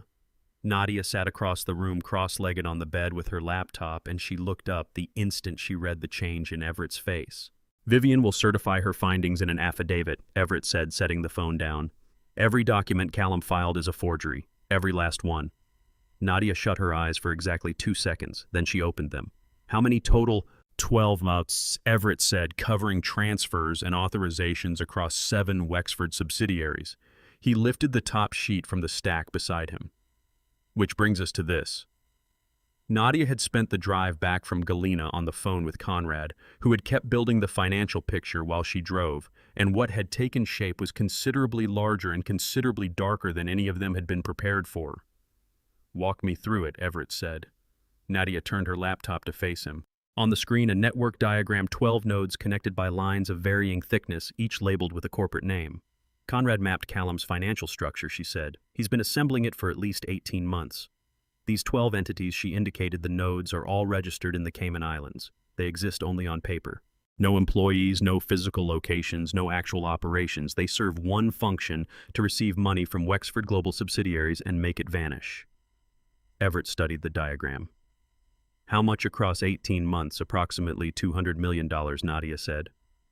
Her voice held steady, but her hands, Everett noticed, were pressed flat against her knees the way people press their hands flat when they need something solid beneath them. He moved it in increments, never more than $8 million in a single transfer, always filed under line items that sound entirely routine.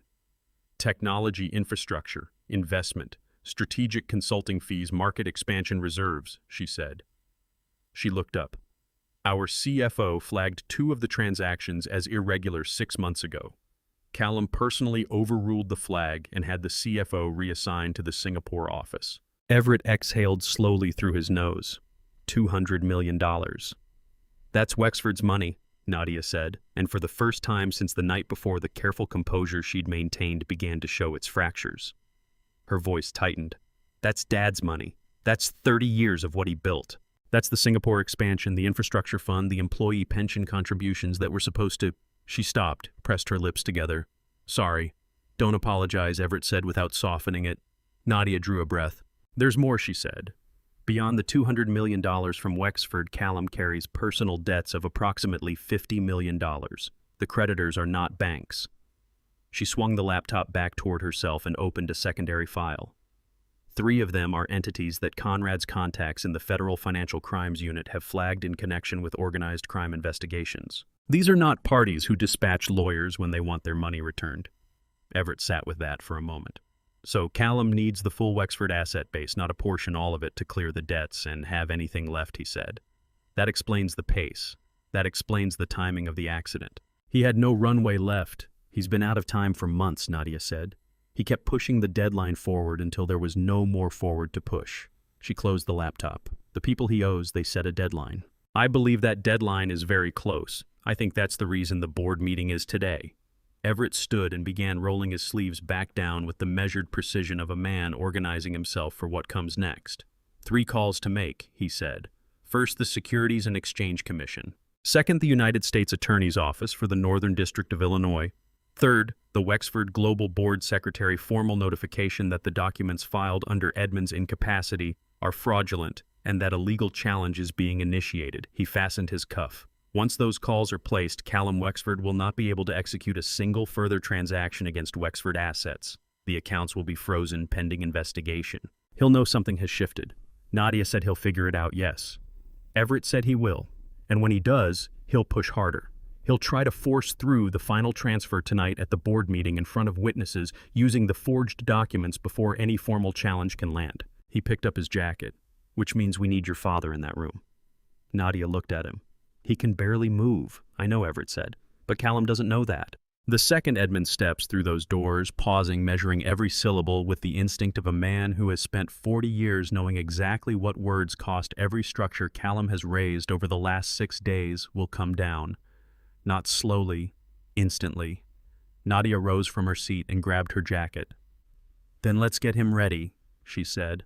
One more thing before we go, Everett said. From inside his jacket, he withdrew a manila envelope, aged its corners, gone faintly yellow, the tape sealing it, shrunken and lifting at the edges. He extended it toward Nadia. Your father wanted me to pull this from his office safe. His words were that it rewrites everything Callum believes he's owed. A beat of silence. He told me not to open it. I didn't. Nadia studied the envelope in Everett's grip. Its age, the heft of it, the deliberate care with which Everett held the thing together, they sent something cold through her chest, a premonition she had no word for. We bring it to him, she said. Edmund was awake when they reached him, propped up but not quite sitting straight. Dr. Crane's sedative had done a slow kind of damage to his muscles, leaving them unpredictable in ways that shifted hour by hour, better in some moments, not to be counted on in any. Rosa had put in the last 2 hours beside him, walking his limbs through careful, unhurried movement and speaking softly throughout, and what that effort had produced was a man wedged against 3 pillows. Eyes clear, jaw locked, radiating the unmistakable resolve of someone who has reclassified his body's failures as a point of negotiation rather than a conclusion. His gaze snapped to the door the moment Everett and Nadia walked in. It dropped straight to the envelope and did not waver, the locked stare of a man who has spent a very long time anticipating something and is now no longer certain he wants it to arrive. Close the door, he said. Nadia closed it. She pulled a chair to the edge of the bed, near enough that his hand would have been within easy reach, and the closeness itself said something that passed between them without either of them finding words for it. Everett stayed back, near the foot of the bed, holding the envelope in both hands, with the composed restraint of someone who senses the gravity of what he's carrying without knowing its full measure. Hand it over, Edmund said. Everett laid the envelope in Edmund's hands. It was old paper gone pale at the corners, the tape across the flap brittle and peeling. The way adhesive does when years of changing air and indifference have worked on it long enough. Edmund didn't open it. He turned it slowly, fingertips tracing the surface, registering the fragility of it, the faint stiffness of whatever was folded inside. 30 years of silence pressed flat into something that fit in one hand. His jaw shifted. His throat worked. He drew a breath through his nose, held his mouth closed, and let the silence run. Dad, Nadia said, her voice low. You don't have to do this. I do, he said. I've been carrying it since Callum was 2 years old. Every year I convinced myself the right time was just ahead, and every year I manufactured a reason it still hadn't come. He let out a slow exhale, a long release that seemed to take something with it. The honest truth is I was frightened. Not about what it would mean for Callum, about what it would mean for me. He broke the seal. Inside was a single sheet, official laboratory letterhead, the language spare and technical, the kind of precision that forecloses every exit and every consolation. Edmund opened the fold with hands that showed a fine tremor, and he looked at the page with the face of someone reviewing something long since memorized, a thing that had lived inside him so long it had become structural part of how he knew himself. He passed it to Nadia without speaking. She took it. Her eyes swept the page. She had always been a fast reader, faster than anyone Edmund had ever encountered pulling, in what was written with a thoroughness that had set her apart in every room she had ever studied, in a quality he had failed her by never properly crediting. Then her eyes went still. She raised her head. "Callum is not your biological son." The words came out barely above a whisper, not a challenge, not an indictment, just someone speaking an irrefutable thing into the open air for the first time and sensing it land. "No," Edmund said. "He is not." Nadia's hand flew to her mouth. The tears didn't wait. They came fast and scalding ahead of any decision on her part, and she had no ability to stop them. "Mom?" She managed the syllable smothered behind her palm, fractured and small, and waited, with far more than one word ought to carry. "Your mother was not a bad woman," Edmund said, and there was a steadiness in that statement, a steadiness clearly built through repetition, something he had rehearsed inside his own head until it held its shape. "She was alone in ways I was responsible for, and she made a decision, and then she spent all the years that were left to her trying to repair what that decision had broken every way she could find." He paused. "I learned the truth when Callum was 2 years old. By that point, I had already been his father for 2 years. I had held him through fevers. I had sat on the floor with him stacking blocks, watching him knock them down, starting over." His voice went quieter. "I decided none of it changed anything. I decided love was something you chose, and I was choosing it, whatever any laboratory document had to say about it." "But it did change things," Nadia said. Her hand had dropped from her mouth. She held the document with both hands gently, the way you cradle something that won't survive being gripped too hard. "It changed things because he weaponized it. His whole claim rests on being your son and your heir." "A claim built on something that was never true," Edmund said. "And I let it stand because admitting I'd been wrong to keep the secret felt like too great a surrender, and because I was too hard-headed to reckon with what reckoning would cost me." His voice went taut. "I kept believing he would grow into someone I could justify protecting. I kept watching for the son I had chosen to surface in the man he was turning into." His jaw set hard. "It never happened." Nadia laid the document on the bed slowly, with the kind of deliberateness you use with something irreplaceable. Then she did something she hadn't done since she was 12 years old, the day her mother was gone, and Edmund had stood motionless in the hospital corridor, grief nailing him to the floor while she stood there needing him. She leaned in and wrapped her arms around her father and held him. She wept into his shoulder the way you weep when the thing you've been carrying has finally grown too heavy. Not carefully, not softly, but with the whole shuddering force of it, her body moving with it, every breath torn and irregular. 30 years of separation and ache and disappointment held at arm's length, all of it releasing at once into the charcoal wool of his hospital blanket. Edmund's arms rose and wrapped around her. He held her the way he should have held her at 30 years and 20 years and 10 years ago, all the times the moment had called for him, and he had been elsewhere in body or in mind or in both, unable to answer. "I'm sorry," he said. The words came out broken. "I'm sorry for every table I left before the meal was done, every conversation I ended too soon, every moment you needed me to be present and I gave you my back instead." His grip around her tightened. "You deserved more than I managed to give. You deserved a father who knew what he was holding." Nadia drew back just far enough to see his face. Her cheeks were streaked, her eyes swollen. She looked in that instant both very young and enormously strong, those two things living in her the way they always had. He only ever been still enough to notice. "You're here now," she told him. Her voice was frayed, but it didn't waver. "That's what matters. You're here now." Edmund looked at his daughter, truly looked, not a glance, but a reckoning, the kind of seeing he had withheld for years, taking in who she had grown into without any contribution from him, despite every absence he had handed her, and he felt something pass through him that he couldn't pin a name to. It wasn't quite pride, but pride was folded inside it. Not quite love, though, built from nothing but love. Something older than that, more elemental, the recognition of a person who is genuinely good, genuinely worthy, genuinely deserving of everything life can give, and the gut-punch clarity of realizing you had come within a breath of never seeing it at all. "Everett," Edmund said, still not pulling his eyes from Nadia. "The envelope, keep it somewhere safe. Tonight, in front of every person Callum has gathered to watch his victory. His voice dropped into something hard and irrevocable. I want them to see precisely who he is and precisely who he is not. Everett refolded the document with steady hands, slid it back into the envelope, and tucked it inside his jacket. "It'll be ready," he said. Rosa had spent the whole exchange standing at the window, her back to the room, giving them the only privacy the space allowed. Now she turned.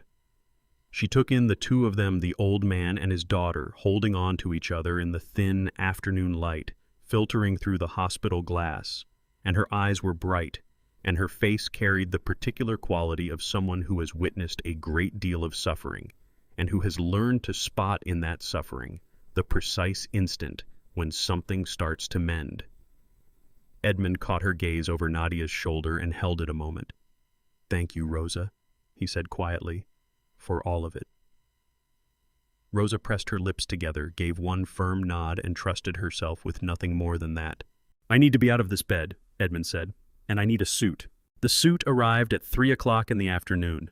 Nadia had sent Conrad to Edmund's penthouse on the Gold Coast with a spare key from Everett's office safe, and Conrad had come back 90 minutes later with a garment bag draped over one arm and the carefully blank expression of a man who has recovered evidence from crime scenes from river bottoms, and once from the bathroom of a sitting congressman, and who is finding it unexpectedly affecting to be sent for an old man's clothes. He had chosen correctly. Edmund knew it the instant Nadia unzipped the bag. A navy wool blend double-breasted the cut, slightly formal by today's standards, and that had always been deliberate, never accidental. He had worn it the day he signed the incorporation papers that lifted Wexford Global from a two-man operation in a rented office in the Loop into a publicly traded company. He had worn it then because he held, and had always held, the conviction that what you put on your body is a statement about what you believe the moment is worth. "That one," he said. Nadia looked at the suit and then at her father, her expression tender and complicated and completely unguarded. "Obviously, that one," she said softly, and the way she said it told him she already understood exactly why without needing him to explain a word of it. Rosa had been working with Edmund since noon. She started with his hands, patient, unhurried movements, bending and extending each finger in turn, tracking up through the wrists and forearms with the careful thoroughness of someone who had learned to tend to failing bodies through lived experience, rather than anything a textbook had taught her. She kept talking as she worked, nothing particular, just a steady, soft current of voice keeping him company, because she had learned that a body moves more freely when the mind has somewhere else to be besides the effort being asked of it. "My grandmother used to say," Rosa said, turning Edmund's left wrist in a slow, gentle arc, "that the body never loses anything. It holds on to everything: joy, grief, fear, kindness. All of it is stored somewhere in the muscle. You just have to bring it back to what it already knows." "Your grandmother sounds like someone worth knowing," Edmund said, tracking the movement. "The most stubborn person I have ever come across in my life," Rosa said, and the warmth in her voice made stubborn sound like the finest thing you could say about anyone. 2 different doctors told her she had 6 months to live. She outlived them both. A small pause. "She said she had too many things left to be annoyed about to find the time to die." Edmund made a sound that caught him off guard, short, a little rough, completely real, something that after 6 days of silence and sedatives and the measured rhythm of a ventilator, he had nearly forgotten he was still capable of producing. A laugh. An actual one. Rosa smiled without lifting her eyes from her work. The quiet, private smile of someone whose effort has landed exactly where she intended. By 1:30, Edmund could sit upright without the pillows behind him. By 2 o'clock, both arms moved through their full range with something close to real control. By 2:45, with Rosa on his left and Conrad, who had returned with the suit and stayed because no one had told him to leave, and he had decided he was operationally necessary, on his right, Edmund crossed the hospital room floor on his own feet for the first time. The steps were slow. They cost him something. They were the steps of a man reassembling himself from the ground up, fully conscious of what that reconstruction demands and flatly unwilling to be stopped by the knowledge of it. "Again," Edmund said when they reached the window. "You need to rest," Conrad said. "You've got 4 hours until the board meeting, and you need—" "Again," Edmund said in a tone that made clear this was not a negotiation he was entertaining. Conrad looked at Rosa. Rosa looked at Conrad. The glance between them held a full conversation, the kind that forms between people who have been through enough together to build a shared language without ever sitting down to agree on the words. They turned and walked Edmund back across the room, 3 more times, each pass a little steadier than the one before it. Each one a small argument won against a body that did not yet want to cooperate. Matteo arrived at 4:15. He came in the way he always came in, with the faintly sheepish energy of someone who knows he is technically not meant to be somewhere and has decided the reason for being there outweighs the rule against it. He had his school backpack on and was cradling something flat against his chest, both arms wrapped around it, the way you carry something that cannot be dropped. He stopped just inside the doorway and looked at Edmund with the frank, unhurried appraisal that Edmund had come to recognize as Matteo's way of taking the full measure of a situation before he committed to anything. "You look better," Matteo announced. "Your eyes are more awake." "I feel better," Edmund said. "Come in." Matteo came to the bedside with the gravity of someone attending to serious business and held out what he had been carrying. It was a sheet of drawing paper larger than notebook size, dense with colored pencil, the kind of density that comes from a child who has put in real sustained effort. 3 figures stood beneath a fat yellow sun, one tall wearing a dark suit, silver at the temples, one smaller, a woman standing straight with her chin up beside him, and between them a figure in a gray uniform with dark hair, both her hands joined with theirs. Below the figures, in Matteo's deliberate block capitals, "My family," and also Sergeant. In the lower right corner, slightly lopsided but unmistakably on purpose, sat a small stuffed elephant. Edmund held the drawing and looked at it for a long time. He took in every detail, the way the drawn sun caught the silver in the suited figure's hair, the way the woman in the middle was smiling, not just with her mouth but with her whole face, the way 3 pairs of joined hands had been rendered with a precision that no 7-year-old hand should technically have been able to manage, yet had managed anyway through that particular alchemy of real feeling poured into work. His chest moved slowly, his throat went tight, his eyes filled and stayed that way, and he made no effort to pull himself back into something more composed. "Matteo," Edmund said, his voice unsteady in a way that had nothing to do with sedatives, nothing to do with physical frailty. "This is the most beautiful thing anyone has ever made for me." Matteo weighed this with genuine consideration. "Better than the Forbes cover?" he asked. "Considerably better than the Forbes cover," Edmund said. Matteo nodded, satisfied the way only a child can be satisfied completely without any of the complications that doubt brings. "I thought so," he said. "Magazines are just paper. This one has feelings inside it." Rosa turned to the window, her shoulders lifted once and settled. Edmund saw it and said nothing, and in the seeing and the saying nothing he understood. He was learning something. He had taken a long time to learn what it means to be present for someone else without pulling their moment toward yourself. "Will you stay?" Edmund asked Matteo. "Until it's time." Matteo looked at his mother. Rosa turned from the window, eyes bright and steady, and gave a single nod. "Okay," Matteo said, and shoved the chair up to the bedside with the blunt efficiency of someone who commits to a course of action and never backtracks. "I'll tell you about my next drawing. There's going to be a dragon in it. A friendly one. Instead of frightening people, he keeps them safe." "Tell me about him," Edmund said. So Matteo talked. His voice filled the room the way only a completely unself-conscious person's can, warm, untargeted, throwing light in every direction without meaning to, the way sun pours through a window with no preference for where it lands. Edmund gave him his full attention, the drawing still pressed to his chest, and somewhere deep inside Matteo's careful inventory of the dragon's preferred colors and what it liked to eat. Edmund's eyes drifted shut. Not the sedative. Not anything Dr. Crane had put into his blood. Not the grinding toll of 6 days on the edge of survival. Just the plain animal quietude of a man who, for the first time in more years than he could honestly count, was not sitting alone with it. Rosa took the other chair, hands folded in her lap. Matteo's voice kept moving, easing lower as he picked up on the slowing rhythm of Edmund's breath, not asked to just doing it the way children do when someone near them has finally been released into rest. Nadia reached the doorway at 6:30 and stopped there motionless for a beat. Her father lay asleep against the pillows, the drawing from Matteo held flat against his chest. The boy himself sat beside the bed with his sketchbook balanced on his knees, pencil moving in near silence. And Rosa, in her gray uniform, held watch over both of them with the steady, undemanding patience of a woman who has never needed to be thanked to keep showing up. Nadia pressed the back of her hand to her lips, blinked against what was rising behind her eyes, steadied herself. Then she moved into the room and said barely above a whisper, "Dad, it's time."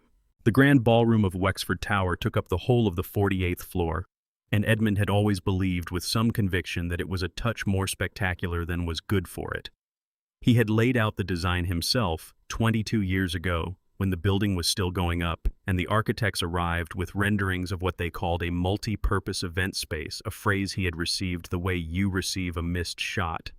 What he'd been after was something that spoke to permanent ceilings soaring high enough to give people a useful sense of their own scale windows, wrapping 3 sides so the Chicago skyline became the wallpaper materials selected to outlast every person in the room and all the people who would come after them and never know any of their names. He had hit the mark, possibly past it.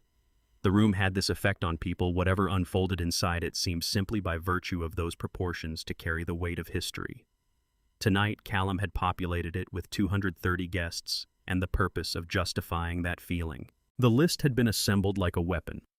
Every significant Wexford shareholder, 12 financial journalists, 6 board members, 4 international partners whose combined business with Wexford dwarfed the output of small nations, and a hand-selected tier of civic names whose attendance would give the whole evening the look of institutional endorsement which Callum grasped accurately was nearly interchangeable with the actual thing. The food was flawless. A lighting consultant had tuned every fixture. A jazz trio played in the far corner with the skilled invisibility of musicians who know their job is to register without drawing notice. Callum moved through the crowd with the loose ease of someone who has run this scene in his head 1,000 times and is now simply executing. He worked the shareholders by name, having memorized each one alongside a mental figure for their holdings. With the international partners, he deployed the careful diplomatic register of a man who communicates clearly across borders while committing to nothing. From the people offering condolences about his father, he received sympathy that carried just below its warm surface the real question, what does this mean for our money? And he gave each of them back a blend of solemnity and steadiness so well drilled it had ceased to resemble preparation. He was, Edmund thought, watching from the service corridor through a crack in the door, a genuinely impressive actor. That was the harshest verdict Edmund had ever rendered on another human being. Nadia stood just beside him. He didn't have to touch her to feel how tightly wound she was. The tension coming off her, the way heat comes off pavement, the particular coil of a person who has been waiting for a very long time and can now see the final seconds counting down.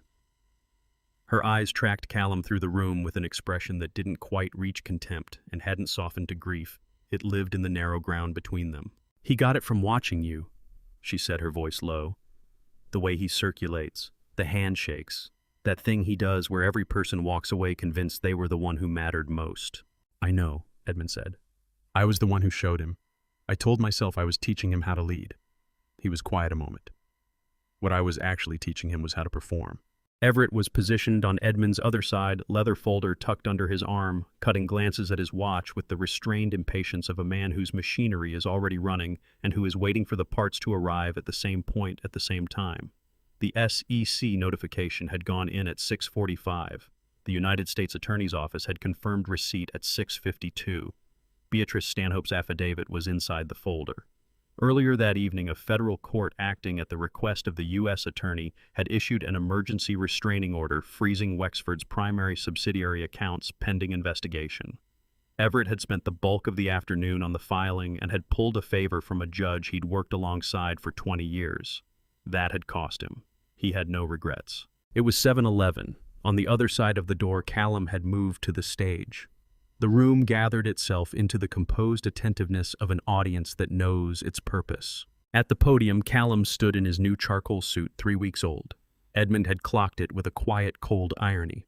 The order placed a week before the accident and faced 230 people with an expression of sober, measured command that Edmund knew had been 32 years in the making. "Ladies and gentlemen," Callum said. His voice filled the room without effort, calibrated, unhurried, freighted with the simulation of a grief he didn't possess. "Thank you for joining us tonight on what has been for this family an extraordinarily painful week." He let the silence breathe. "My father, Edmund Wexford, raised this company out of nothing. Across 30 years, through downturns, through failed alliances, through pressures that would have broken most enterprises, he built something that endures. He dipped his chin for a moment, the picture of a man holding private feeling in check. Nearly a week ago, the physicians told us what we had feared most. My father will not recover. He will not walk back into this building. A ripple passed through the room. Pens moved in the press section. The shareholders watched Callum with the measuring eyes of people whose money is on the table and who are very quickly calculating the direction of the wind. Under the succession provisions my father put in place before his incapacitation. Callum went on, gesturing to the screen behind him where a scanned document filled the display. I am formally assuming the chairmanship and the chief executive role of Wexford Global tonight. His register shifted, something that seemed somehow reluctant and foregone at once, a man shouldering an obligation rather than reaching for a reward. I will honor what he built here. I will carry Wexford forward with the same standard of excellence that marked his years at the helm. The applause broke near the front, led Edmund noted by the very board members who 3 days ago had stood at his bedside, tallying up his voting shares, and moved through the room with the gathering speed of people who have concluded that the smart play is to make their allegiance visible without delay. Callum raised one hand, a single unhurried gesture. The room went quiet at once, which told Edmund more plainly than anything else that evening exactly where things stood. One final matter, Callum said, his tone shifting again back to reluctance, shaded now with something almost fraternal. The voice of a person honoring a duty that brings them no pleasure. My sister Nadia has been an integral part of this family and a cherished figure in the company's life. In keeping with her place in this family and with our father's stated intentions, Nadia will receive a substantial trust allocation providing for her financial security in perpetuity. He directed his gaze toward the part of the room where Nadia would have been sitting had she been sitting there. She will not hold an operational role within the company going forward. This reflects nothing about her capabilities, only our father's firm conviction that the company needs a single executive voice to guide it through this transition. How generous, Nadia said from the corridor through her teeth with a precision and composure that Edmund found, given what she was watching, genuinely remarkable. Callum accepted the formal transfer document from the corporate secretary, a woman who had been processing his forged signatures for 3 days and who would, Edmund knew, be cooperating fully with the federal investigation that followed in exchange for consideration she hadn't yet learned she'd earned. The document was positioned on the podium. The corporate notary came forward. The pen appeared. Callum uncapped it. 7:15, Everett said, eyes on his watch. Callum brought the pen toward the page. Are you really going to protect your sister? Edmund said, by taking everything that belongs to her. His voice crossed the ballroom without a microphone, without strain. The voice of a man who had owned rooms for 62 years and had not relinquished a single inch of that capacity. Callum's pen stopped. All 230 people stopped with it. The jazz trio, caught in the middle of a phrase, simply went silent, instruments in hand, utterly motionless, as if any movement at all might be the wrong answer to what had just occurred. Callum's head rose slowly, and in the fraction of a second before his control came back, something crossed his face that Edmund had never seen there in 32 years of watching him. Not guilt, not shame, but something rawer and more honest than either. The look of a man whose story, the story he has been rehearsing, the one that makes the intolerable choices feel survivable, has just been interrupted by the one person who knows how it actually ends. At the far end of this grand ballroom of Wexford Tower, the door swung open, and Edmund Wexford walked in. He crossed the threshold, and the room held its breath. No pause. No acknowledgement of the guests, the press, the board members whose names he had watched appear on falsified documents for 6 days. He looked at Callum. Are you going to sign that, Callum? Edmund's voice moved across the ballroom without effort, without amplification. 62 years of commanding rooms had seen to that, and he was using every one of those years now in front of everyone. The silence was absolute. Everett Quinlan stepped forward from the left side of the room, straightening his glasses, a bound document in hand. His voice was level and final. Ladies and gentlemen, my name is Everett Quinlan. I serve as senior counsel to Edmund Wexford and to Wexford Global. I am here to formally notify this board and all those present that every document signed in Mr. Wexford's name during his hospitalization is without legal force. He paused. Forensic analysis by Dr. Beatrice Stanhope of the Michigan Avenue Forensic Document Laboratory confirms that 12 signatures were digitally reproduced. Ink pressure uniform to within 0.3%. They are forgeries, every one. A murmur broke across the room like a wave. Nadia stepped forward, next sharp and composed, in a midnight blue dress, a tablet in her hand. She turned the screen toward the room, and the projection behind the podium changed. Callum's succession slide replaced by a financial map, clean and damning. 12 company names, 12 Cayman Islands registrations, transfer totals climbing to $200 million accumulated over 18 months through accounts disguised as infrastructure reserves and consulting fees. These accounts, Nadia said clearly, were frozen at 7:15 this evening by SEC order. Callum's pen slipped from his fingers and struck the lectern with a small, sharp crack that sounded enormous in the silence. Then the recording played. 47 seconds. Callum's voice unmistakable, as clear as a winter morning, instructing Cleet Darrow to ensure Edmund Wexford's incapacitation was permanent. The room went rigid.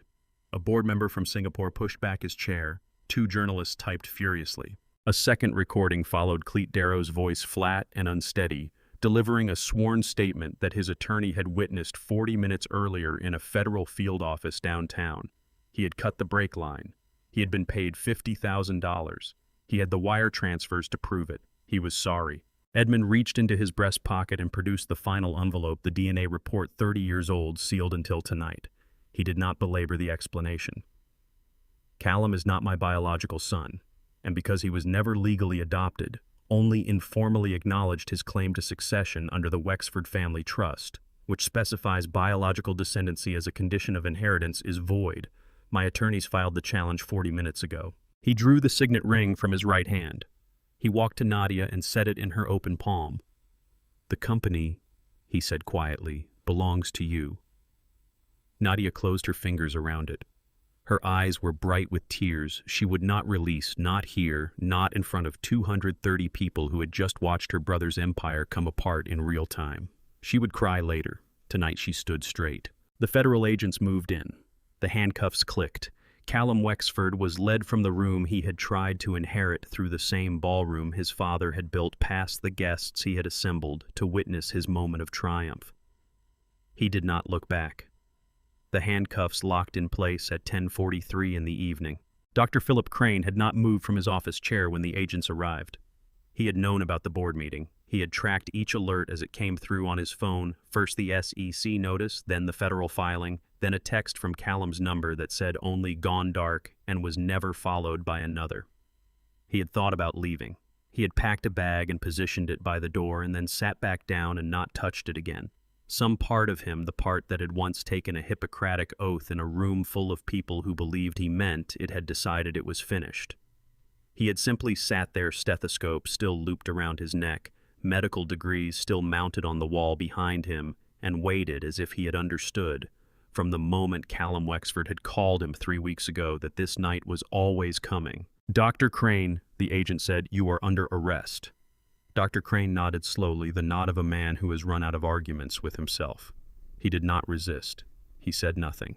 He stood, straightened his coat with the ingrained habit of 45 years of professional bearing, and walked out of his office for the last time. Upstairs, the ballroom sat quiet and strange in the aftermath. Catering staff moved between tables with deliberate care, stacking plates softly as though noise might disturb something delicate still suspended in the air. A handful of guests remained speaking in low voices. The projection screen at the front of the room had gone dark. The jazz trio's chairs stood empty, the music stands abandoned mid-arrangement. Nadia stood near the window looking out over the city. Her brother was gone. Her father was alive. The ring was in her hand. She was not yet sure what she was supposed to feel. So she felt all of it at once, grief and relief and fury and a love for her father so long compressed and so tangled with sorrow that it rose in her chest like something with physical weight. Edmund appeared beside her. He placed a hand on her shoulder. "I failed you," he said. "For a long time. I know that." Nadia turned to look at him. Her jaw was set. "Yes," she said without flinching. "You did. I know." He held her gaze. "I intend to spend whatever time I have left making that mean something different." She looked back at him for a long moment. Then she leaned in and pressed her forehead against his shoulder, and Edmund wrapped both arms around his daughter and held on. Morning arrived quietly. The hospital garden was cool and pale at 8:15, the kind of Thursday that feels scrubbed clean overnight. Edmund sat in his wheelchair beside an oak bench, his suit jacket draped over his shoulders, watching a robin investigate the flower beds with enormous professional seriousness. Rosa arrived at 8:22 with warm tea. Mateo came at a run behind her red jacket, clutching a rolled drawing under his arm. He pulled up in front of Edmund's wheelchair and raised the paper with both hands. It was a crayon drawing a tall building with a star-stick figures holding hands, a small elephant in the corner. In the center, a man in a dark suit sitting in a chair. Beside him, a woman in gray and a small boy in red. At the bottom, in large, careful letters, "You are not alone anymore." Edmund looked at the drawing for a long time. His chin trembled, then his shoulders. Then something immense and old and long sealed inside him gave way entirely, and he pressed one hand over his eyes and wept deeply, without performance, without apology. Matteo stepped forward and laid his small hand over Edmund's. "It's okay," Matteo said with complete conviction. "Mama says crying means your heart still works." Edmund laughed through his tears, broken and real and utterly unguarded. He wiped his face and looked at Rosa, who was smiling. The quiet smile of a woman who has always known exactly what matters. "Hot chocolate?" Matteo asked. Edmund took the boy's hand. "Yes," he said. "Hot chocolate sounds exactly right." Beyond the garden walls, the city carried on its noise, but inside that small and quiet corner, something had been given back that no court order could award and no wire transfer could ever buy. Edmund Wexford walked into that ballroom on his own 2 feet. And that, more than any court order, any frozen account, any evidence laid out on a screen for 230 people to see, is what I keep coming back to. This story cost something real. Years of silence, a family pulled apart at the roots, a father who understood too late what he had been holding all along. I believe God has a way of bringing things to light in His own time, not always when we want, but when we are finally ready to face what the light reveals. Edmund had to lose almost everything before he could see clearly. That is a painful way to learn. But he did learn. So let me leave you with this. Never let pride keep a secret that is slowly poisoning the people you love. The longer you protect a lie to spare yourself, the more it costs everyone around you. If someone is working in the shadows against you, do not rush to confront them. Gather your truth quietly. Let the evidence speak louder than your anger ever could. Love is a choice you make every day, not a feeling that arrives on its own. Edmund chose it for Callum for 32 years. The tragedy is that Callum never chose it back. And when someone shows you who they truly are, believe them the first time. Redemption is real, but it belongs to the person willing to do the work. These are the kinds of father stories that remind me why this channel exists. The grandpa revenge stories we carry here are not about vengeance for its own sake. They are about justice, about dignity, and about the stubborn human need to be seen for who you really are before it is too late. If this story moved you, share it with someone who needs to hear it today. Leave a comment below. I read everyone. And if you have not already subscribed to Grandpa's Revenge, so you never miss what comes next, thank you for staying with me until the end. I'll see you in the next one.